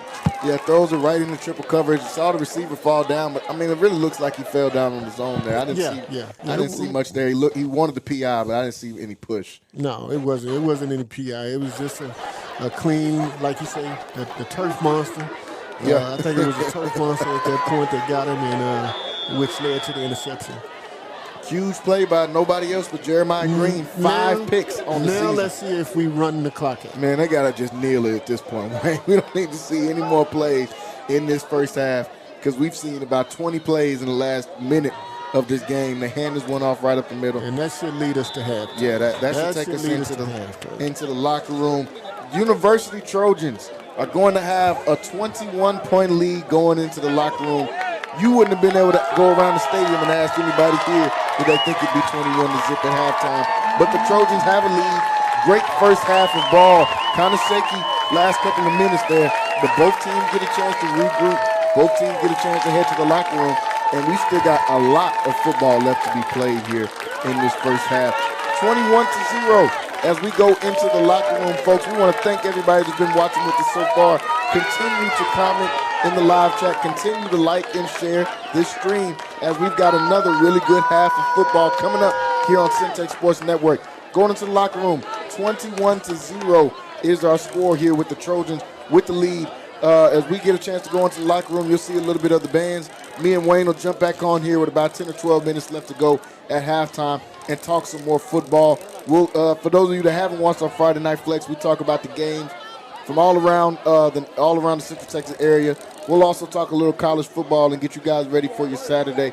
So stay tuned. We're going to jump back on after about 15 minutes of halftime. Thanks, everybody, for watching. We're going to be back here, 21-0 University going into halftime. We'll be right back after this short break. We can't be the guys that's going to be timid and not knowing what's going on. You play hard, you play together. I mean, that's all we ask. This is what we all have to do. Be locked in, focus, just be disciplined, all right? Now I feel like Kyrie, I'ma have to take the shot. If they tryna call me dog, I gotta hit the block. Started from the bottom, but we made it to the top. And I told them time is money, that's why I don't ever stop. I got my black hoodie with a rollie on, eating pasta like Corleone. I don't got time for no fake boy. If you got the money, gon' show me some. I got 2 whips and I'm self-paid. Never got help, bro, I'm self-made. Started from the bottom, but we made it to the top. And I told them time is money, that's why I don't ever stop. Hey, what up, say? Home up in the studio, so I'm locked in. My stock going way up, I got options. Yeah, they fine, but stop playing, you not him. Wait, the numbers going up.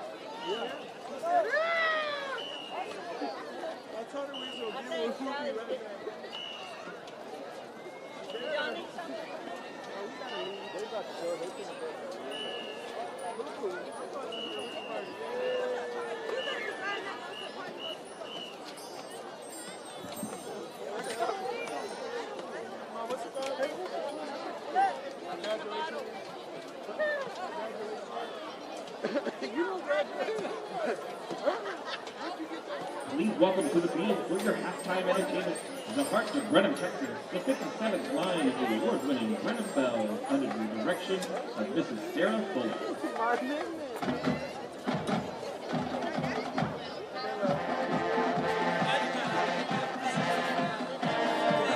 Thank all of their double sponsors for their contributions to the program.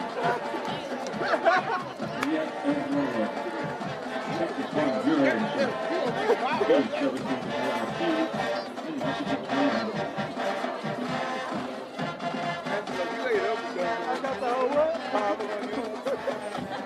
The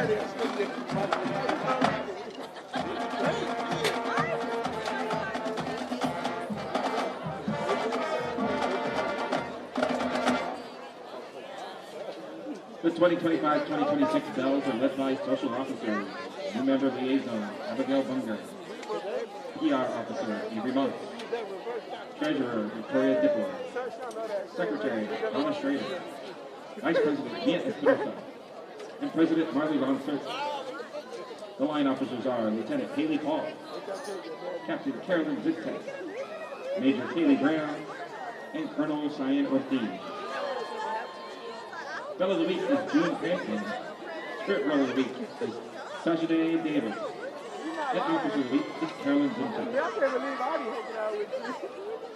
Tonight the Bells will perform a kick routine to Give Me Everything.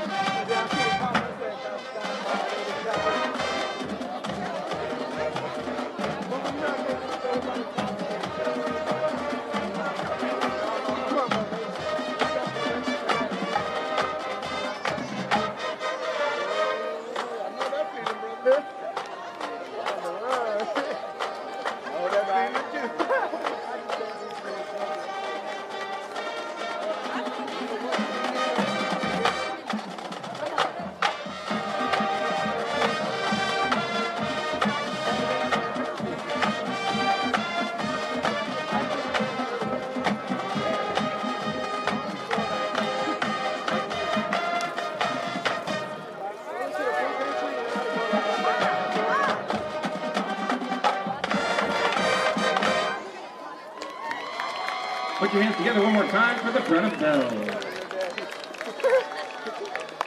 Let me record.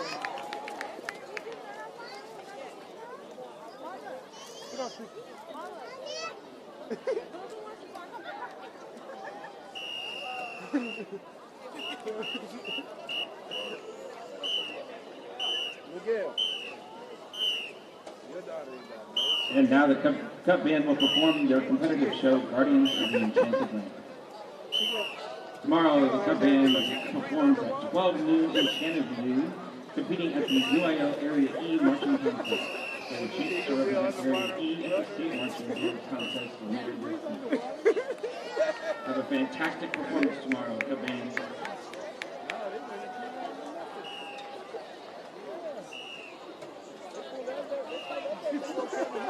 Tonight, embark on a journey into a realm of ancient secrets and magic. The Guardians stand resolute protecting the legendary lantern.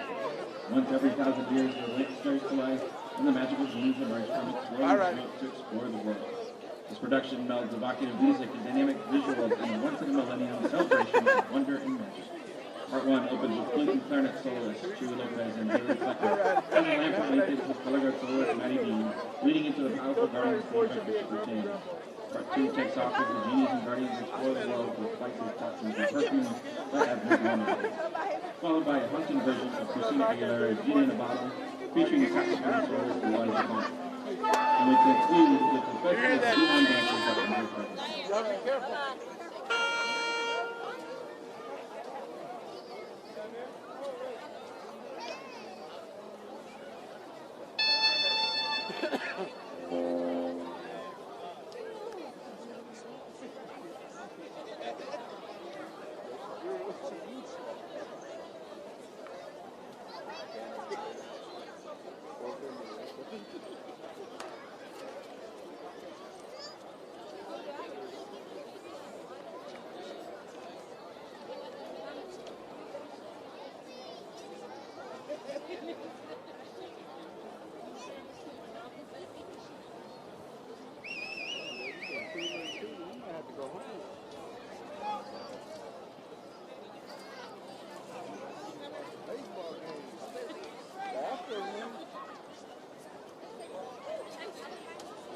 And now, under the field direction of drum majors Pregame, Mr. Hagler, Thomas Lesh, and Hannah Shazar, the Brenham Cup Band and the Guardians of the Enchanted Land.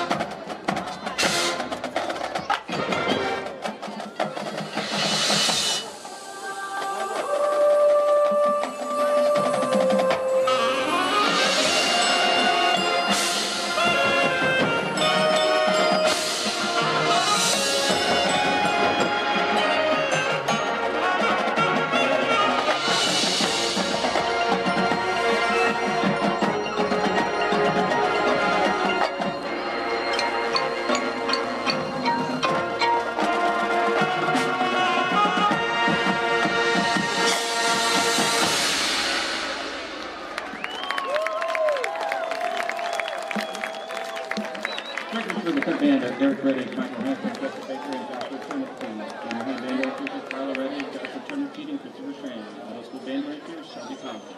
The cup band would like to thank you for your support and attention.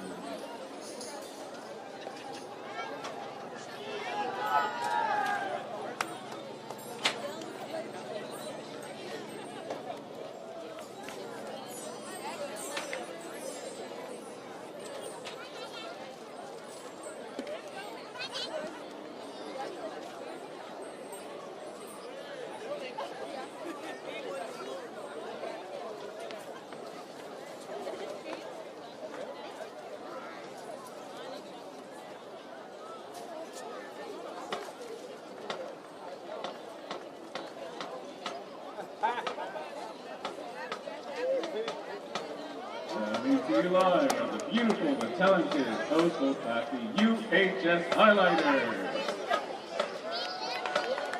Highlighter recipients who are selected are Maya Zavala and Malaya Davis. Highlighter of the week is Malaya Davis. Today we'll be featuring a jazz band hit entitled Let It Live with the mighty Trojan band. Ladies and gentlemen, give it up for the UHS Highlighters.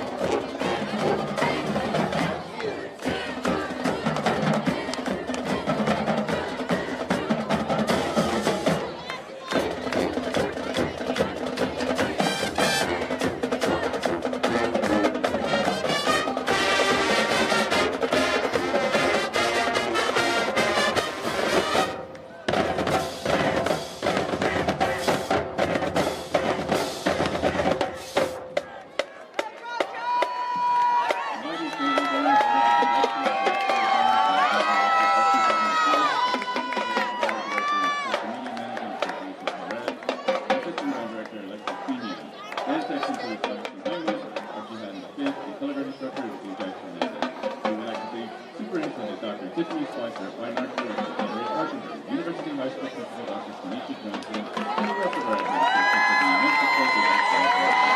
We would also like to thank our graduates and parents for all that they do what we do to make it that kind of life. Ladies and gentlemen, give it up one more time for the University High School Mighty Trojan Marching Band.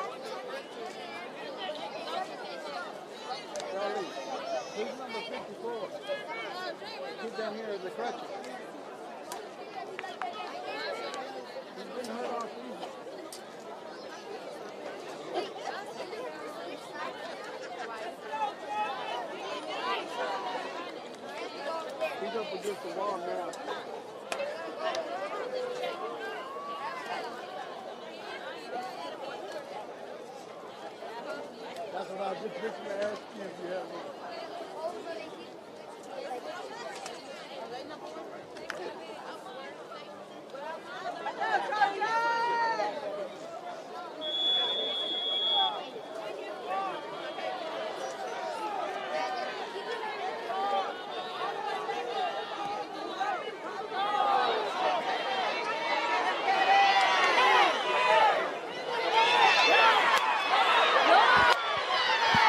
Here we are, folks, ready here at the start of the second half. University Trojans coming out of the locker room, 21-0 lead. We have seen it all so far in this first half. The University Trojans got up early to this 21-0 start. Came out their first 3 drives, ended up in 3 scores. Now, the last 5 minutes or so of that game, that first half got a little bit wacky. You saw some back and forth there. Brenham definitely had their opportunities, but they're going to come out here with great starting field position to start this third quarter off. They're going to get it on the 45-yard line. Brenham has not been able to get the ball to Goudry, the guy that we thought was going to get the ball a lot in that first half, but I definitely expect to see a lot more of him here in the second half as they get this one started. And there he goes, right on cue. They hurry up and get the ball to him right away, moving the chain, not moving the chains, but getting some good yardage there on first down. Yeah, this is definitely what football is all about. You go in at halftime and you make your adjustments. Let's see who made their adjustments to finish the second half. Yeah, the Trojans got up on them early in that first half, but they definitely gave Brenham their opportunities towards the end of that first half. They just weren't able to capitalize. I don't expect to keep seeing that in this second half. This is a really good Brenham football team. Second down and 5 now, ball on the 48-yard line. We're going to get this one back to Glover. Glover tries to get to the outside, and this University defense continues to play well against the run. It's going to bring up a third down and about 3 yards now. Yeah, but I think they'll make a conscious effort to get the ball to number 4. You don't have 18 touchdowns and not get that guy the ball. Yeah, he's been doing work all throughout this season. I expect him to get more of it here. Third down and 3. Shout out to Charles Hunter on YouTube, said, let's go Trojans. Make sure you guys jump in the chat over on YouTube. Let us know where you're watching from, who you're rooting for in this game. Third down, big third down here. Ball on the 44-yard line. They're going to hand this one right back to Glover. Glover makes a cut, gets upfield. He'll be brought down, looks like just short of the line of game. We've seen the Cubs go for it on a few fourth downs here already in the game. We'll see what they decide to do here, whether they bring on the jumbo package or the punt team. I think they're going to bring on the jumbo package. And here they go. I see the big boys moving out on the field. Glover's going to get back into the backfield. We've seen him come out of the Wildcat a few times already tonight, expecting to do the same right here on 4th and 1. Ball on the 42-yard line, low snap. Glover gets it. Glover is not going to get there. That is going to be stopped short. Another huge fourth down stop for the Trojans, who have done that multiple times here tonight, and their defense gets another stop, and they're going to reward this offense with good field position. Yeah, no doubt, man. They came back out and they threw the first punch again. University defense has been playing tremendous tonight. Out of the four downs that they went on, they've been unsuccessful on 3 of them. And the Trojans have played great in that short yardage. They knew we all knew it was coming. They bring the jumbo on. Glover goes back into the Wildcat again. This time, the Trojans were ready for it. They're going to get the ball on the 43-yard line, close to midfield, first down and 10. They're going to drop back with Savoy. He's going to let this one go across the middle of the field. It's going to be caught, and he'll be brought down, and he'll have enough for the first down once again. Big-time catch there by the tight end, Neal. We've seen him a few times here tonight. Makes another big grab. Yeah, Mills has really showed up tonight, man. I think this is about his third big-time grab tonight, and all of them have gone for first down. Yes, and almost all of them have been on third down, too. So they've gone to him. They've trusted him along with London Smith, who has 2 first-half touchdowns. Expect him to probably see the end zone once again. I can't see them keeping it out of his hands too much longer. Ball on the 45-yard line now as they've crossed midfield. 3 wide receivers set, 1 man in the backfield with Savoy. He gets this one on the outlet to the pass to the running back. He makes one person miss. Can he cut upfield? Makes another person miss and then runs through. That is how you finish a run right there. Big time run made once again by the Trojans as they're going to pick up another first down. That was Darius Thomas on the catch. Well, man, hey, if it's not broke, don't fix it. Yep. You know, just keep doing what you've been doing. You've been successful throwing the ball all night. Just keep throwing and catching. And they've put Savoy in multiple different situations here tonight. They've had him in a short yardage game. They've let him throw the ball deep. He's been poised in every scenario just about that we've seen so far here tonight. Like we talked about early in the first half, the maturity of this young quarterback really showing up here in this big district game. 4 wide receivers set, 1 running back is going to be in motion. Nichols drops back, lets this one go quickly off the middle of the field, gets another catch, looks like right back to his tight end, Justin Neal, who picks up enough for another first down. Man, Neal has been coming through big time tonight, and they've been running the same route. It's just a shadow crossing pattern across the formation, and I think they're probably about 3 for 4 on that same play. They've been dialing it up here tonight for the Trojans. When they catch him in zone, they seem to find London sitting down somewhere in the zone. When they catch him in man, they get the quick shallow cross across the front of the field, or they get a slant pattern going. And they've been successful multiple times. So shout out to this university coaching staff who's really putting together a great game plan here. First down and 10, ball on the 33-yard line. Savoy's going to drop back once again. They find him. London this time on the shallow cross. Gets this. He'll be down just short of the first down, but on first down they pick up 8 yards, and that has been the story of the game for the majority of this game. Man, it's like I say, man, it's been successful, so you keep doing it. You keep doing what's working for you. In the second half, right before halftime, they start trying to do some different things. Just keep coming out and doing what's working for you. Second down and short now. Second with the ball on the 25-yard line. They're going to drop back. They let this one go towards the end zone. He's got a man in the end zone. This one is going to be caught. Touchdown once again for the Trojans as they get right back into the end zone. And Savoy Nichols has been dialing it up all night tonight. Throws for another University Trojans touchdown. 27-0 lead for the U-Dogs here at home. And you can just see the deflation over there on that sideline of Brenham's, man. They hadn't seen anything like this. They hadn't been down all year, and now you're down 28-0. And this time it was Jamari Thomas that got that touchdown. Huge play made. They've hit London Smith on touchdowns. You've seen Justin Neal be involved. Now you see Jamari Thomas jump in on the action as well. Once again, all seniors making touchdowns here tonight on senior night. 28-0 University. Yes, it is, man. Just a multitude of formations, a multitude of players getting involved. University offense is clicking tonight. University's defense is clicking tonight. Yeah, their defense is matching the energy of the offense, getting huge stops. That's the third fourth down stop we saw them get just a second ago. That set the U-Dogs up in great field position. And outside of that last 2 or 3 minutes of that first half, University's been unstoppable on offense tonight. Unstoppable. And their defense has been just as unstoppable. Yeah. These guys came out to play. Like you said, we talked to Coach Foster during the summer, and this is what he was talking about. if you want to be the top dog, you got to knock the top dog off the hill, and that's what they're doing tonight. They have come out and they have flexed their muscles tonight. This game has caught a lot of people off guard. I know, not a lot of people, including myself, seen a 28-0 lead coming in this game for the Trojans. One thing about football, though, still a lot of time left in this game. And if you're not consistent, if University doesn't keep up the intensity, man, this Brenham team can get right back in it. Well, I think they kind of let the air out of them a little bit, but you know what a team is, a sixth-ranked team in the state, they're going to come back out and they're going to compete and they're going to fight. But they come out, they get the first, the kickoff. They don't get it. They go for 4th down. They don't get it. Then University goes down and scores. Man, that's a way to start the half. Great way to start this half for the Trojans. We see over there in the YouTube comments, Life with Sadie says, let's go Brenham. Hey, all our Brenham fans, jump into the chat as well. Also, thank you guys for watching. Like, share, and subscribe if you can. We got a great one going on here at WISD Stadium. Brenham gets the ball on 1st down. Drop back pass for Upshaw. Gets it out quickly to Glover once again. And he'll be brought down after about a 5 or 6 yard play. Glover has been used a lot so far in this offense. This University defense is keying in on Guju there on the outside. We saw into the first half where they even had 3 guys on him at some point. They're not going to let him break the game open.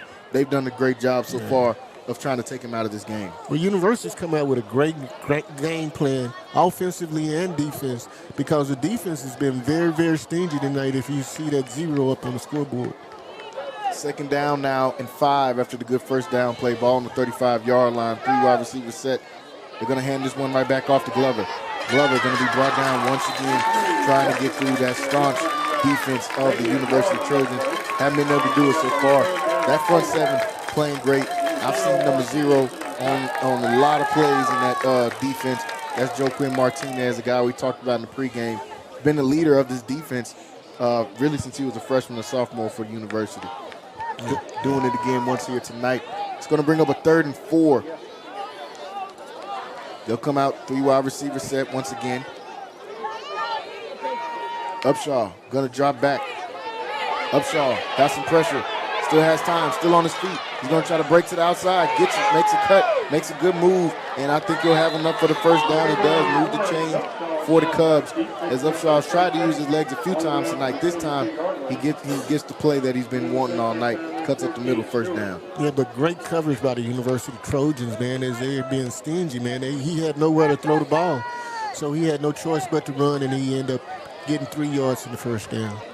University plays like this the rest of the game and the rest of this season, man, you're talking about a dangerous University team, the way that they've been playing defense and offense here tonight. 1st down and 10. They're going to get this one right back to the running back. He'll move up about 3 or 4 yards there on the 1st down run as Glover gets another touch. Glover has been phenomenal tonight. I know they haven't got any points up on the board, but he's been huge for him in this game. He's only a sophomore. To see him carrying this type of load for his team, very promising if you're a Brenham fan to see the way that this young kid has played. 2nd down and 7 now. Ball on the 43-yard line. As they'll fake the handoff. They'll throw this one to the outside quickly to Guju. Guju, high points the ball, catches it, and he's going to take off. Guju moving down the sideline. Can he get in? He's going to get in for the touchdown, and that's all it takes for a guy like this. Chris Guju, a guy we talked about in the pregame, 17 touchdowns on the year, make that 18 touchdowns as he scores right here. All it takes is one play for a guy like that, Wayne. We watched him in the pregame. We know this kid is special. Goes up high, points the ball, and he's gone after that. Yeah. And you just got to make that tackle. They had him, and you just limit him to the catch and make the tackle, and then you're talking about just the 1st down, but it turns into a touchdown. 6 points up on the board for Brenham as they get this touchdown that they've been wanting so badly here throughout this game. Comes at the middle, in the middle mark of this 3rd quarter. 6-28 is the score after what looks like a miscue on the extra point attempt. University still got a big lead, but Brenham's not going away anytime soon in this game. But if University comes back out and does what it's been doing all night, and that's moving the ball down the field, they haven't been stopped yet. So if they can continue to do that, this game, there shouldn't be any doubt about this game. coming back out here for kickoff. Let's get a quick look at some of these scores from around the Central Texas area. Midway up on Bryan 35-3. Waco High loses to Belton 42-18. La Vega up 14-0 on the Connally Cadets. Robinson up 28-7 on Gatesville. Wayne, we talked about that game in pregame. Robinson, this offense looking unstoppable once again. Lorena up on China Spring 41-27. Grandview and West in what is a huge game in District 5 and 3 of Division 1. Grandview with the 28-17 lead. Whitney up big on Groesbeck 45-0. Maypearl up on Mejia 15-14 in a close game. Teague up 38-0 on Huntington. Franklin up 35-7 on Cameron Yo as this one is kicked back as the University Trojans getting ready to come back out on the field. McGregor up 22-21 on Academy. Clifton up 35-0 on Dublin. Axtell in what was a big game in 2A up 35-7 on Bosqueville. Central upset right there. Rio Vista down to Dawson 21-14. Marlin and Rosebud Lot. Rosebud Lot's got a 21-17 lead over Marlin in what is going to be a huge game in the district outcome. Crawford up 29-0 on Bruceville Eddy. And we got Moody up 14-6 on Riesel. Those are some of the scores from around the Central Texas area, folks. Lots of great games going on here tonight. And we got ourselves a good one here at WISD Stadium. University with the ball on the 25-yard line. Savoy drops back. He's going to let this one go across the middle of the field. That one just too far there. Tried to find London Smith in the seam. Looks like Brenham was a lot more prepared for that seam at this time than they were in that first half. Yeah, they had two defenders on him this time, so looked like they made an adjustment to kind of double cover him. Yeah, they were looking for it that time, and as University made their adjustments on Goudry on the other side, I'm sure Brenham has went into halftime trying to make their adjustments on London Smith, who had 2 touchdowns in that first half, looking for his third in the hat trick right here in the third quarter. Second down and 10, ball still on the 25-yard line. 4 wide receivers set. They're going to put the running back in motion, empty backfield. Savoy going to take off right up the middle. He's got a blocker. Can he get past the first down marker? He does with some extra to go. Picks up about 15 yards there on that run. Good QB design run for Savoy Nichols. And see, and that's the adjustment that University made. Now you double team London Smith. And now it leaves a lane for the quarterback. Now you don't have anybody to spy on the quarterback or that linebacker that's sitting in there. University's coaching staff is off to a phenomenal start in this game. They've counterpunched to every adjustment made by Brenham so far. First down and 10, ball on the 40-yard line. They'll have a 3 wide receiver set, 2 on the left. To put the tight end in motion. 1 man in the backfield with Nichols. He'll drop back on the fake. And they go right back to London on the other side. This time London gets it, makes somebody miss. He's still moving down the field, steady step. Will he get into the end zone? He will. Touchdown. And the referee calls a touchdown here for London Smith. And man, you just got to get this guy the ball and let him do the rest. Right? That is the hat trick. Third touchdown of the night for London Smith on senior night. He's been putting in work here at WISD Stadium for 4 years. All you got to do is let this guy get the ball and he'll do the rest. And they have no answer for him. None. I'm telling you, if they just continue to do what they're doing, they hadn't had an answer all night.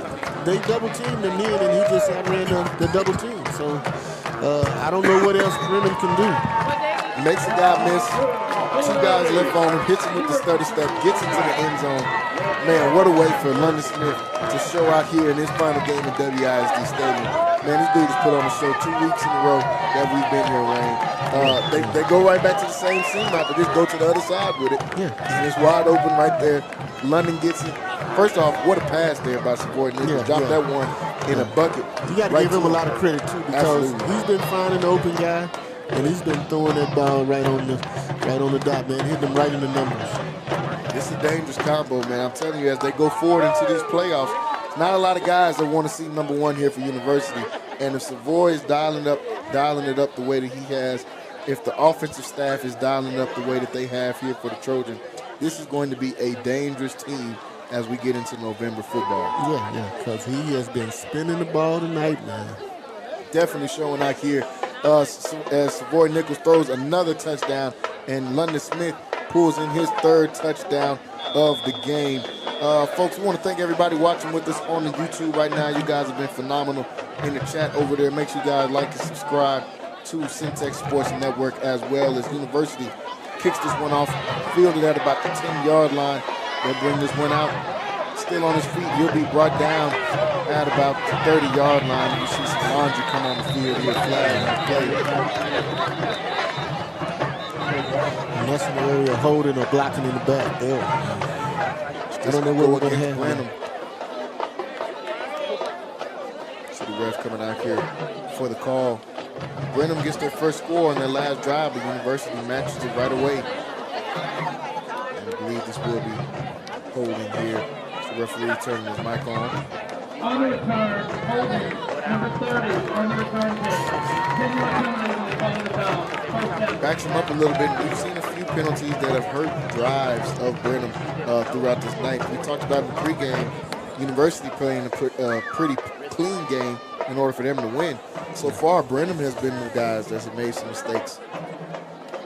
Yeah, they have been. And they came out and they were successful the last drive, last possession, came down and finally got on the scoreboard. Let's see what they come out and do for encore this time. 35-6 is our score here. And yes, folks, if you're just now tuning in with us, you are reading that right. The Trojans are putting on a show here. It's just going to be a good play that gets out of bounds for about 7 yards there on first down. This Brenham team has been able to be successful on first downs these last few drives. They've been moving the ball.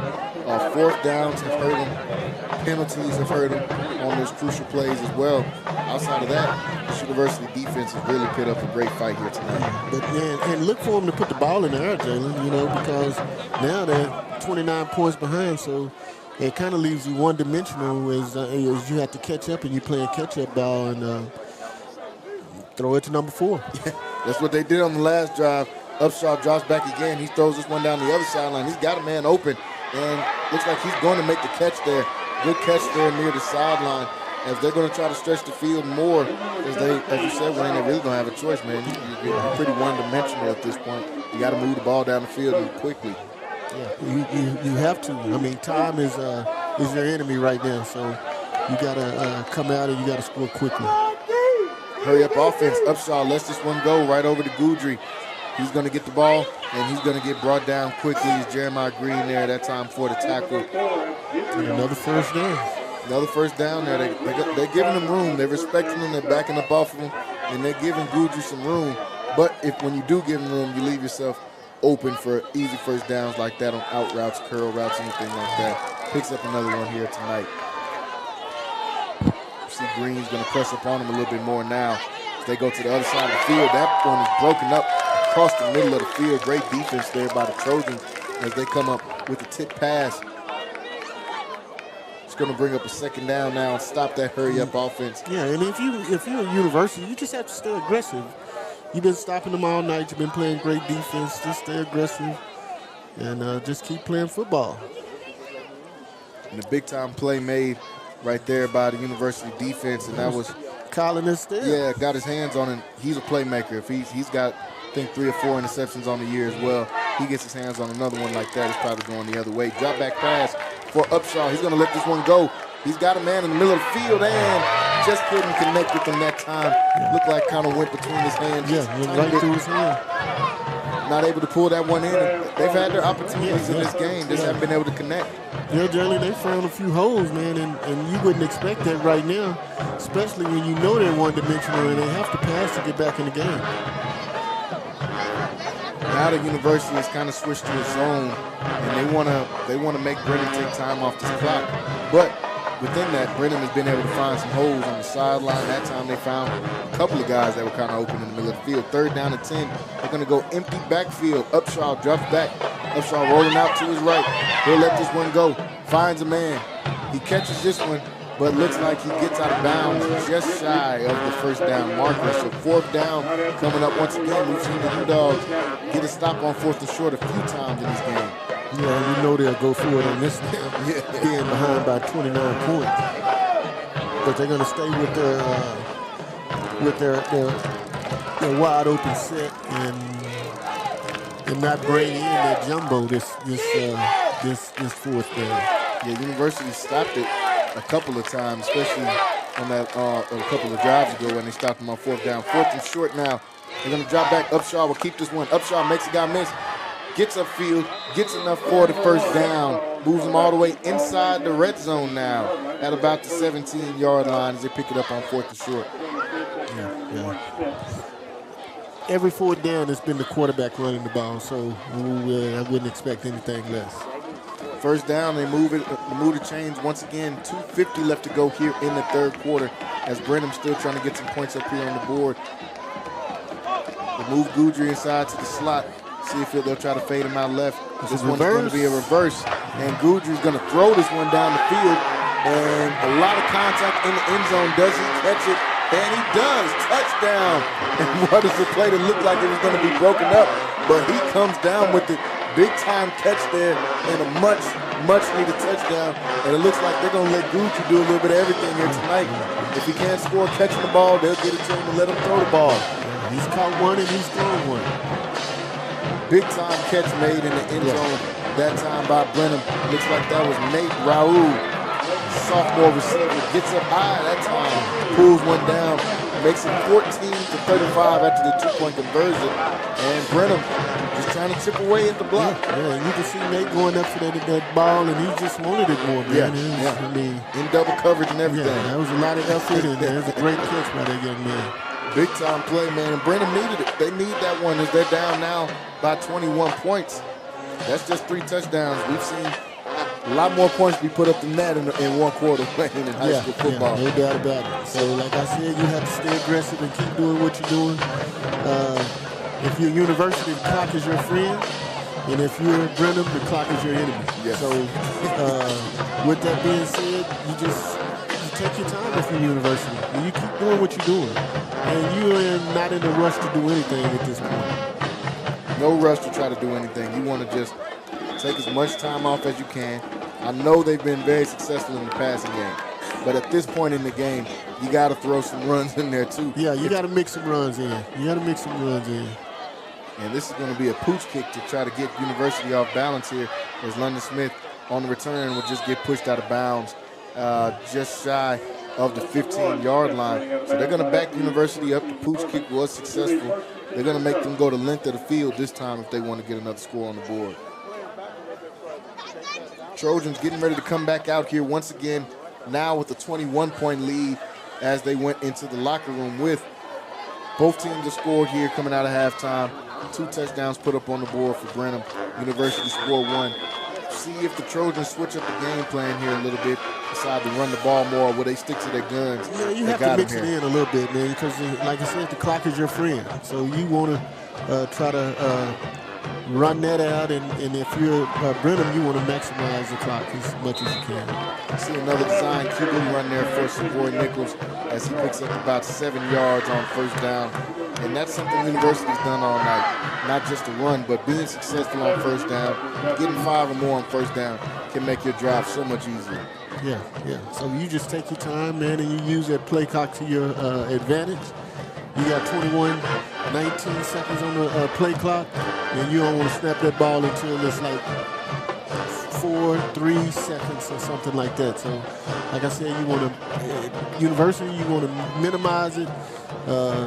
Brenham, you want to maximize it. Here they go. They throw this one to the outside for a quick pass. That'll be enough for the first down. Looks like that was Jeremiah Green that time catching that pass. Gets enough for the first. Goes out of bounds.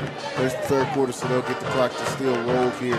Another first down for University. Yeah. Now you want one play and then take it to the 4th quarter. So now you want to keep it on the ground. So you just have to use it. Just have to be smart. They didn't do that the 2nd quarter going into halftime. So let's hope they do it right now. They gave myself and probably everybody in the chat here a heart attack in that first half with the way they closed it out. But let's see if they can have some better clock management here. They hand this one off. He's going to be stuffed right away. And we've seen that all night here from Brenham. They haven't allowed much, if anything at all, in the run game. And that is why University's been really passing the ball like they have. And then plus, Brenham hadn't stopped it either. No, they haven't. And like you said, they've done a wonderful job on rushing defense, but their pass defense, they've been victimized all night. They've done a pretty decent job just outside of guard number 1, something that I don't think any teams have found a way to do so far this season. And we'll probably see him some more here on this drive. 2nd down and 11, probably one more play, and they'll take this thing into the 4th quarter. They're behind the sticks. This time, Savory get a quick pass to the outside, and he makes some people miss. Getting up the sideline, has enough for the first, still on his feet, and finally will be brought down after another big-time play made there by the Trojans, and that will give them enough for the first down, and that will give them enough to take this one into the 4th quarter of play as well. And they're just taking, like you said, Wayne, they're just taking what the defense is giving them. Take what they give you, just stay balanced, run the ball when you can, throw the ball when you can. And that was another big-time play made as we're going into this 4th quarter. That last catch right there by Jamari Thomas, who's already got a touchdown in this game, picks up a much-needed first down. That takes us into the 4th quarter, folks. 35-14 is our score here as you see them holding up the fours here at WISD Stadium. We'll take a quick break, and we'll be right back after this. You're watching University Trojans on Centex Sports Network. We can't be the guys that's going to be timid and not knowing what's going on. You play hard, you play together. I mean, that's all we ask. This is what we all have to do. Be locked in, focus, just be disciplined, all right? Now I feel like Kyrie, I'ma have to take the shot. If they tryna call me dog, I gotta hit the block. Started from the bottom, but we made it to the top. And I told them time is money, that's why I don't ever stop. I got my black hoodie with a rollie on, eating pasta like Corleone. I don't got time for no fake boy. If you got the money, gon' show me some. I got 2 whips and I'm self-paid. Never got help, bro, I'm self-made. Started from the bottom, but we made it to the top. And I told them time is money, that's why I don't ever stop. Hey, what up, say? Home up in the studio, so I'm locked in.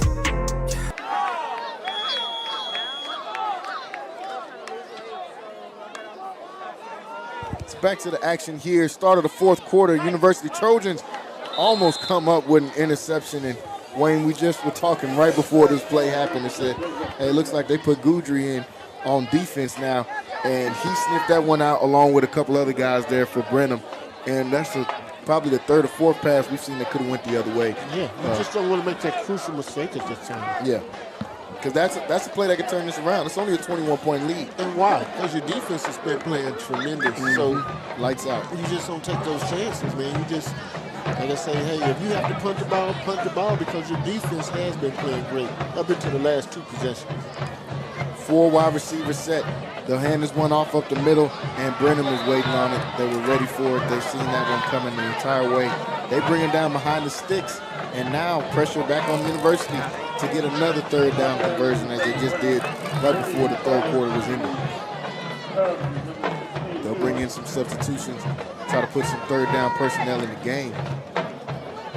And they're giving these receivers space here on the outside, but as you see, they're ready to jump. They're ready to jump on that short pass because University's got it all night long. Yeah, no doubt. You know, and then they're using the short passes like their rushing game, so they was waiting for that one, and they almost picked it. 5 wide receiver sets. Boy Nichols drops back. He gets pressure. He lets this one go to the outside, and the coaches next to us here in the box, they are all calling for grounding. I think that's close to it. It is very close to it. No flags come out on the field, so he won't get hit for grounding, but they will punt this one away. Another play that could have been catastrophic there for the Trojans if they call grounding, backs them up even more. But now they're going to punt this one away at about midfield. Chance for Brenham to get the ball back in good field position. Oh, yeah. And, man, University is lucky about this point because that should have been grounded. It wasn't a receiver in that area. No, it was not. And they're lucky to come out and just be punting from the 43-yard line. Yeah. And I don't know what happened on there.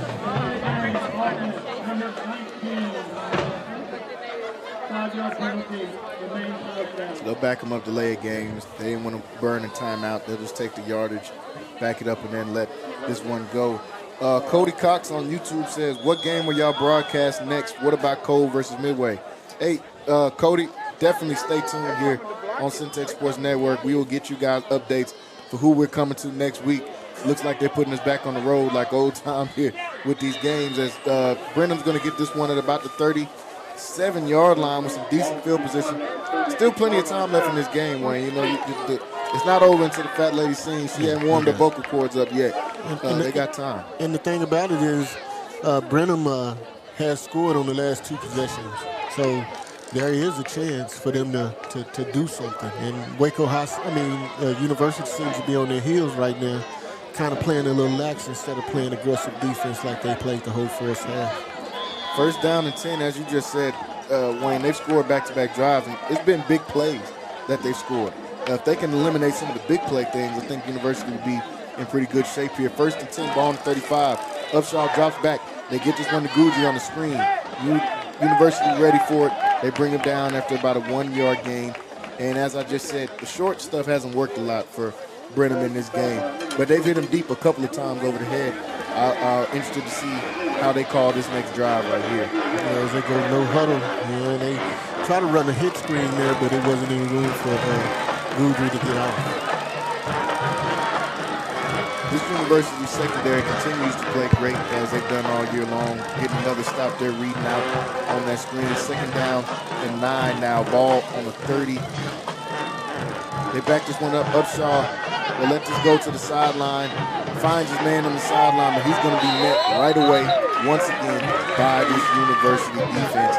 They haven't given him anything. This isn't all night in the secondary. And when you catch the ball right there like that, you just need to get out of bounds.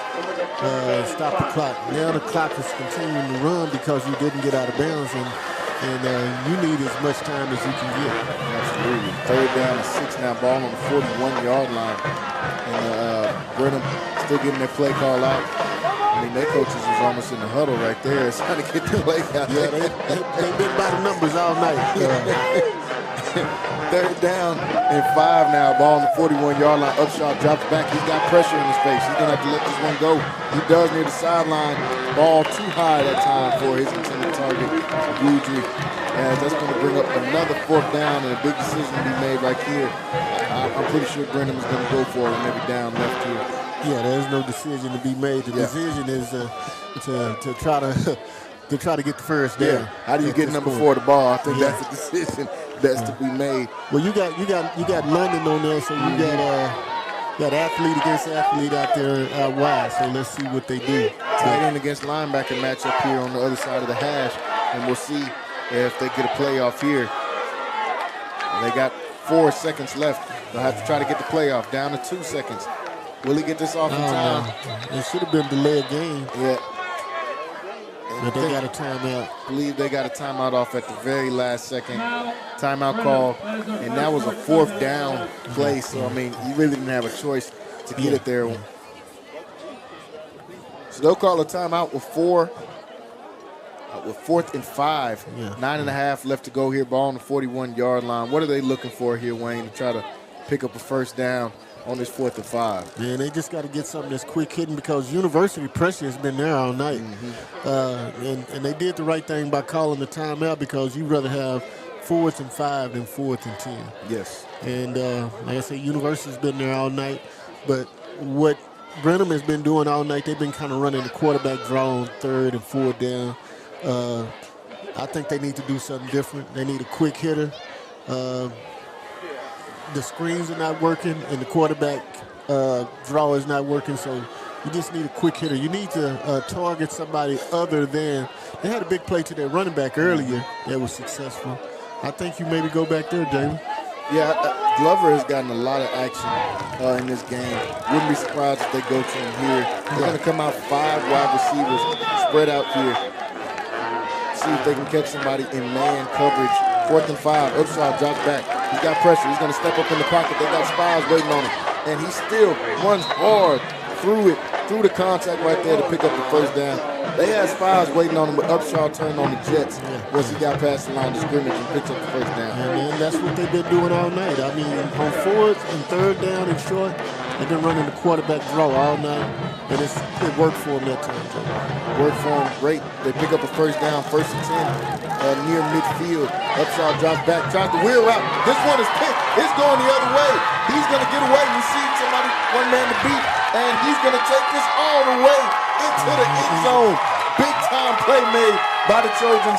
They've been on that short pass all night. This time they finally get it. Touchdown, University. Going home, man. Going home. This going one home. Going all the way the other way, man. What a play made by this University defense.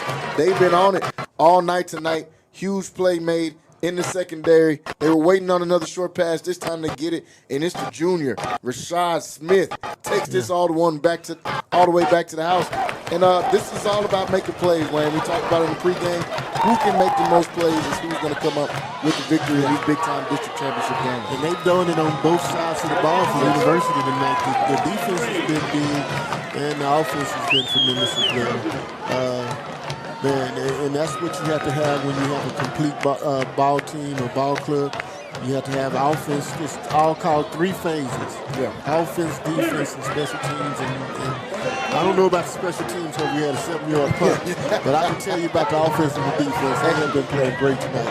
I don't know who the special teams coach is. I'm pretty sure he didn't yell at the punter for the 7-yard punt. Because that punter happens to have 3 touchdowns as well. Yeah, exactly. Yeah. You don't rattle him. You just If you punt it for 2 yards, it's okay.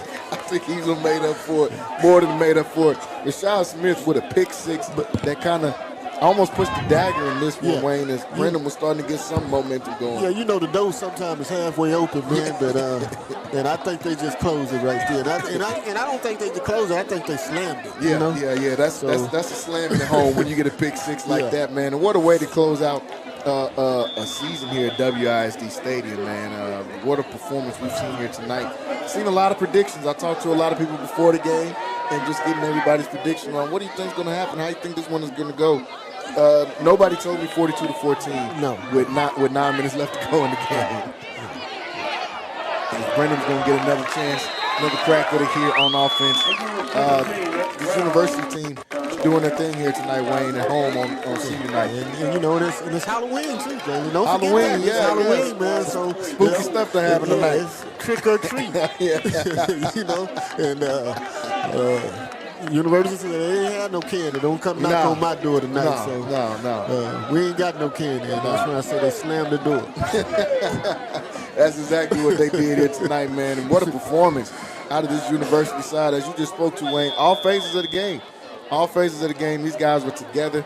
And you got to shout out to Coach Foster, man. He's been getting these guys ready for this game, as we talked about, since the summer. Yeah. And this is what you call being locked in, everybody playing to their assignment. That is exactly what we've seen out of University here tonight. First down and 10 is going to be a run from Upshaw, and so get about 9 yards that time on the run. And we had that conversation during the summer, Jalen, and I was like, that's a tall task, man. You're talking about Brenham. I don't know how that's gonna happen. I don't see that happening, but hey, man, he knew a little bit more than us, man. He knew his ball club, and they have come out. They responded to what he said and wanted to do, and they have looked great tonight. And if they can play this way for the rest of the season with this type of energy, man, they're gonna be tough. This is going to be a very tough out once these guys get into the playoffs. They throw a live pass over there to Gucci and try to get him one. Pass broken up, though. Great defense once again by the U-Dogs. He tried to out and up on that one, and it didn't work, man. Pump faked it and threw it up for grabs. Yeah, Brenham this team, this will be their first loss of the season. So these guys are in good shape. This is not to throw this Brenham team away or say, oh man, these guys are done. No, they just ran into a dialed in and locked in University team here tonight. They're going to be dangerous in the playoffs, as they always are, just like they were last year. Upshaw dropping back, he's got plenty of time. Finally lets this one go, comes back to the ball. And once again, this University secondary, they're not giving up anything, man. These guys going into the season called themselves the no-fly zone, and we've seen it all night. We've seen another pick 6 in this game. We've seen one, I want to say they had one last week, and they've got playmakers on every part of this defense. And not to mention, they stopped them on 4th down 3 times. Yes. So they got a pick, and that's 3 turnovers.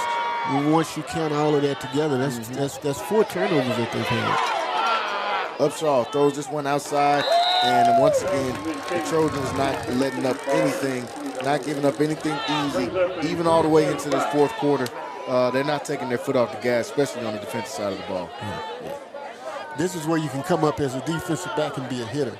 Yeah. So you take that opportunity and you try to do that, And they're waiting on those short passes. We called it out a few times because tonight. they hadn't been able to go deep. They hadn't been able to go deep. Although they did get one deep pass, they hadn't been able to do anything other than that. So they kind of just sitting back, and you just sit back and wait for them to catch it, and you come up and punish them at this point. Fourth down now. Fourth down for Brenham. They're going to drop back. Upshaw lets this one go across the middle of the field. He finds Guji this time on a dangerous pass, but he brings this one down, picks it up enough for the first down. As they move the chains, they'll keep it going. But as you said earlier, Wayne, they're fighting against that clock more than they're fighting against University right now. Yeah, no doubt. They move the chains, first down and 10. Hey, we want to shout out everybody from Brenham that's not only watched with us, but make sure you guys thank your fans that showed up here tonight, because Brenham ain't close. We've been to Brenham and done some stuff down there. Brenham ain't close to Waco.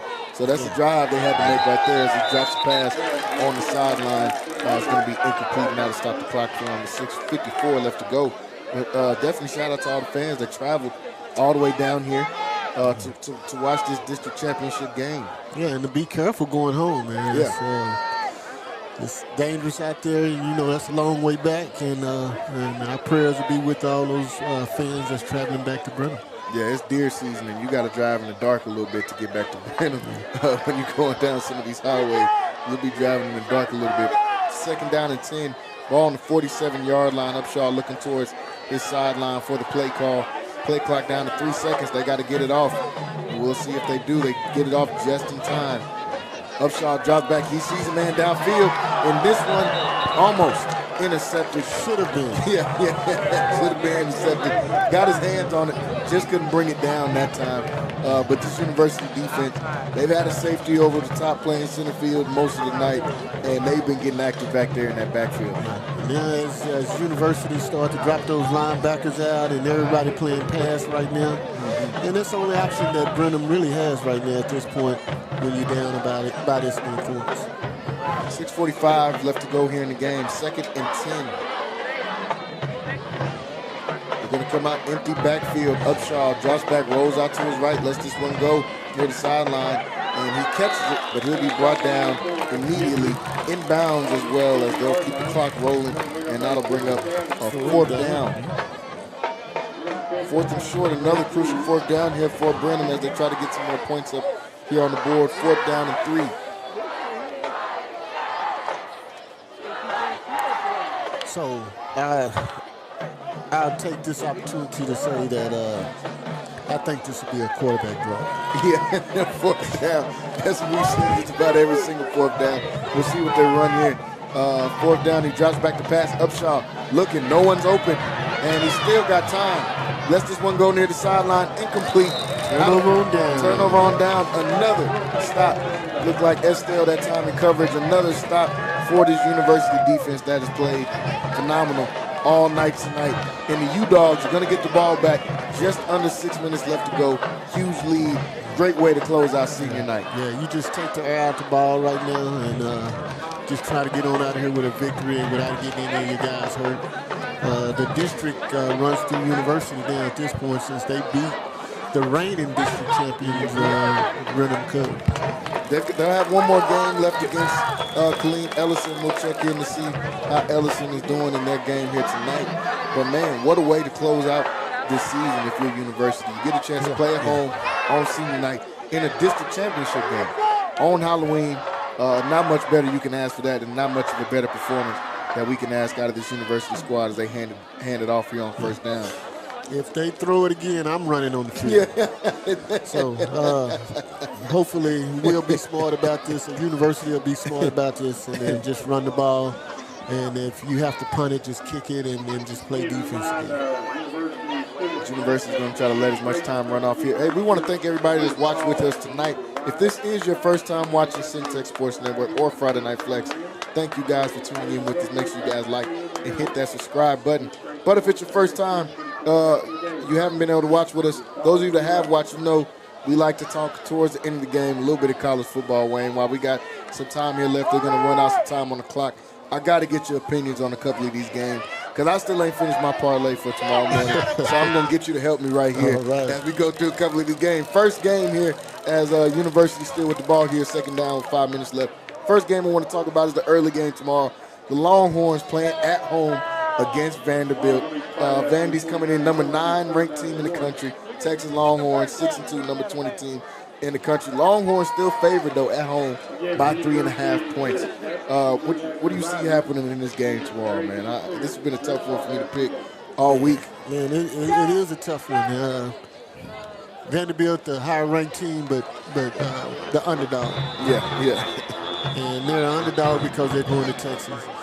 I don't know. I don't even know if Arch Manning is out of concussion protocol right now. I think he's right now. He's scheduled to play for tomorrow. So he's out of the protocols. He's scheduled to play tomorrow. But I mean, he hasn't been playing so well. So he makes my pick iffy. Usually, I take the Longhorns. They're playing at home. I take that with no sleep. But I have a rule of not betting against Diego Pavia because he is what you call a parlay killer. And Vanderbilt's defense has been great, man. They've been playing great, and I'm thinking Vanderbilt is on the high, and I'm gonna take Vanderbilt. Yeah, when I talked about it with Rocky earlier in the week, I said I got to take Vandy in the points in this game because they're giving you 3.5 points for those of y'all that do like to get on the sports bet. But when you got a guy like Diego Pavia, man, you can't. He's a parlay killer. He's a guy that'll ruin your whole thing. He's an underdog in every game, and he shows up and shows out in every single game. And that's what they brought him in for. They brought him in because they thought he could change their team, he could change the culture of their football team, and he has. And so I'm taking Vanderbilt for that reason. Yeah, I got to take Vandy in that one, too. Hey, shout out Coach Cuddy. He said, thank you, guys. I made the drive from Oklahoma to Waco now. I'm at the stadium. Hey, glad we could help you out. Before you got down here, man, so you can know what's going on. Yeah. And thank you for listening. Absolutely, man. Yeah. Your U-Dogs are put on in this game. I see Chris in the comments says the U with an exclamation point. Yeah, man, the U looks like they're back as the U-Dogs close to winning a district championship. As I said earlier in the broadcast, guys, if University wins this game, which they will tonight, and take out Killeen Ellison in their final game of the season, that would secure the first outright district championship since 1956 is what the stats say. A long time coming. Oh, man, it's been a long time coming. It's a bunch of true U-Dogs out there, man, proud and loud, man. Yeah. And, it's been schools and coming on. I went to Jefferson Moore, that's gone. Richfield, that's gone. Yeah. The one stable that's been here is University, man, and they got a lot of alumni and a lot of proud alumni, man, that's going to throw those U's in your face, man. And, man, that would be great if they won a district championship. We talked a lot about London Smith here tonight. Comes from a family, half of at least the family of U-Dogs here. His pops went here as well, also went on to play at Baylor, where he'll be playing. And you see Guju getting loose here, still picks up a first down and a whole lot extra to go on with it. But London Smith, they talked about him. They wrote an article about him in the Waco trip this weekend, and they were talking about how he could join some of those next great university legends. We all know about Damian Thomason, who made his name right here playing for the Trojans. Recently, Kenrich Williams, who just won an NBA championship, coming out of this University Trojans. London Smith, you don't want to put too much pressure on the kid, but he seems like the type of guy that can handle that type of pressure. Man, he could be the next great player out of this university team. Man, I think London is one of those kids that can handle it. And, his dad played for Baylor, basketball and football. His mom won state in track at La Vega. Won a Southwest Conference championship at Baylor in the long jump. And who's a coach at Baylor. So if it's one kid that can handle all that pressure, it's London Smith. Absolutely, man. Man, to see what he's done out here week in and week out, when the scouting report is about you, Wayne, you know a lot about that. It's different when you're a guy on the scouting report, and then it's different when the scouting report is about you. And for you to still go out there and perform consistently at a high level, tonight gets another hat trick. We saw him with a hat trick last week. He does it again, once again. What's that pressure like coming out week in and week out, knowing, hey, we got a good offense, but the offense is going to run through me as I go. That's a great feeling to have, to be the man. Yeah. I've been in that position before, and man, I loved it. Yeah. So when you know what you have to do, you just have to go and do it. And he, week in and week out, he goes out and he does it, man. the Trojans, and what a comeback we've seen from them just over the last 4 or 5 years. London a big part of that, but his dad a huge part of that as well. Yeah, but he's going to have bragging rights over his dad because his dad didn't win a district championship. If he can win a district championship, he's going to have bragging rights in his ass over his dad. You didn't win district, Dad. Especially if they can go far in the playoffs, too. That'll be some noise talking that can keep happening. But, man, the kid comes from a great family here. We got another 4th down. Looks like a miscue where the ball is fumbled. That's going to get the ball back to University. We got 2.5 here left. Hey, we want to thank everybody that's watching with us. See Chris jump back on here. He said, my guy, roommate / Coach Foster, /roommate Coach Foster is doing great work over there. Man, shout out to Coach Foster. He predicted this. Yeah, he did. He came in the studio and he talked about changing the culture at University and winning the district championship. And now the district championship, they control their own destiny, and it's going to run through them. And he said he wanted to go out and he wanted to beat a team like Brenham, and I didn't believe him. I'm telling you, I didn't believe him. A lot of people did.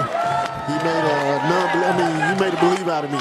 Absolutely, man. Coach Foster kind of thrown into the fire as Coach K-Ron Johnson continued his duties back over at Baylor, his alma mater. Coach Foster gets elevated from defensive coordinator to head coach. Different seat when you're sitting in that head coach spot. You're responsible for everybody now. He was willing to take on the challenge and was happy to take on the challenge, and he's done it. And it was a choice that all the kids were happy about. So when you had the seal of approval from the kids, and the kids said you're going to coach, man, that's a wonderful thing. And they went out and they played for him, and they played a tremendous game for him tonight. And they're going to come out of here tonight victorious. And we hopefully we can get London on the show here in the next couple of weeks, man, because I love to get to talk to him. We've had his coach on there and a few of his teammates. We've had a few Trojans on Centex Sports Network, and these guys have met the challenge and have done it here tonight. Winning district is big, guys. A lot of you might not know if you're recent or new fans here at the university, but this is a program that had some dark times over the last 20, 25 years, and to see how they were able to turn that around, starting like we said, with London's dad, when he was the head coach here, he was the first one to get that win over Waco High and broke the streak that lasted for 30 or 40 years, I think, of University not getting the game against Waco High.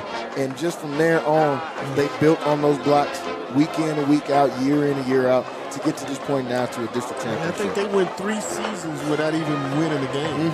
Yeah.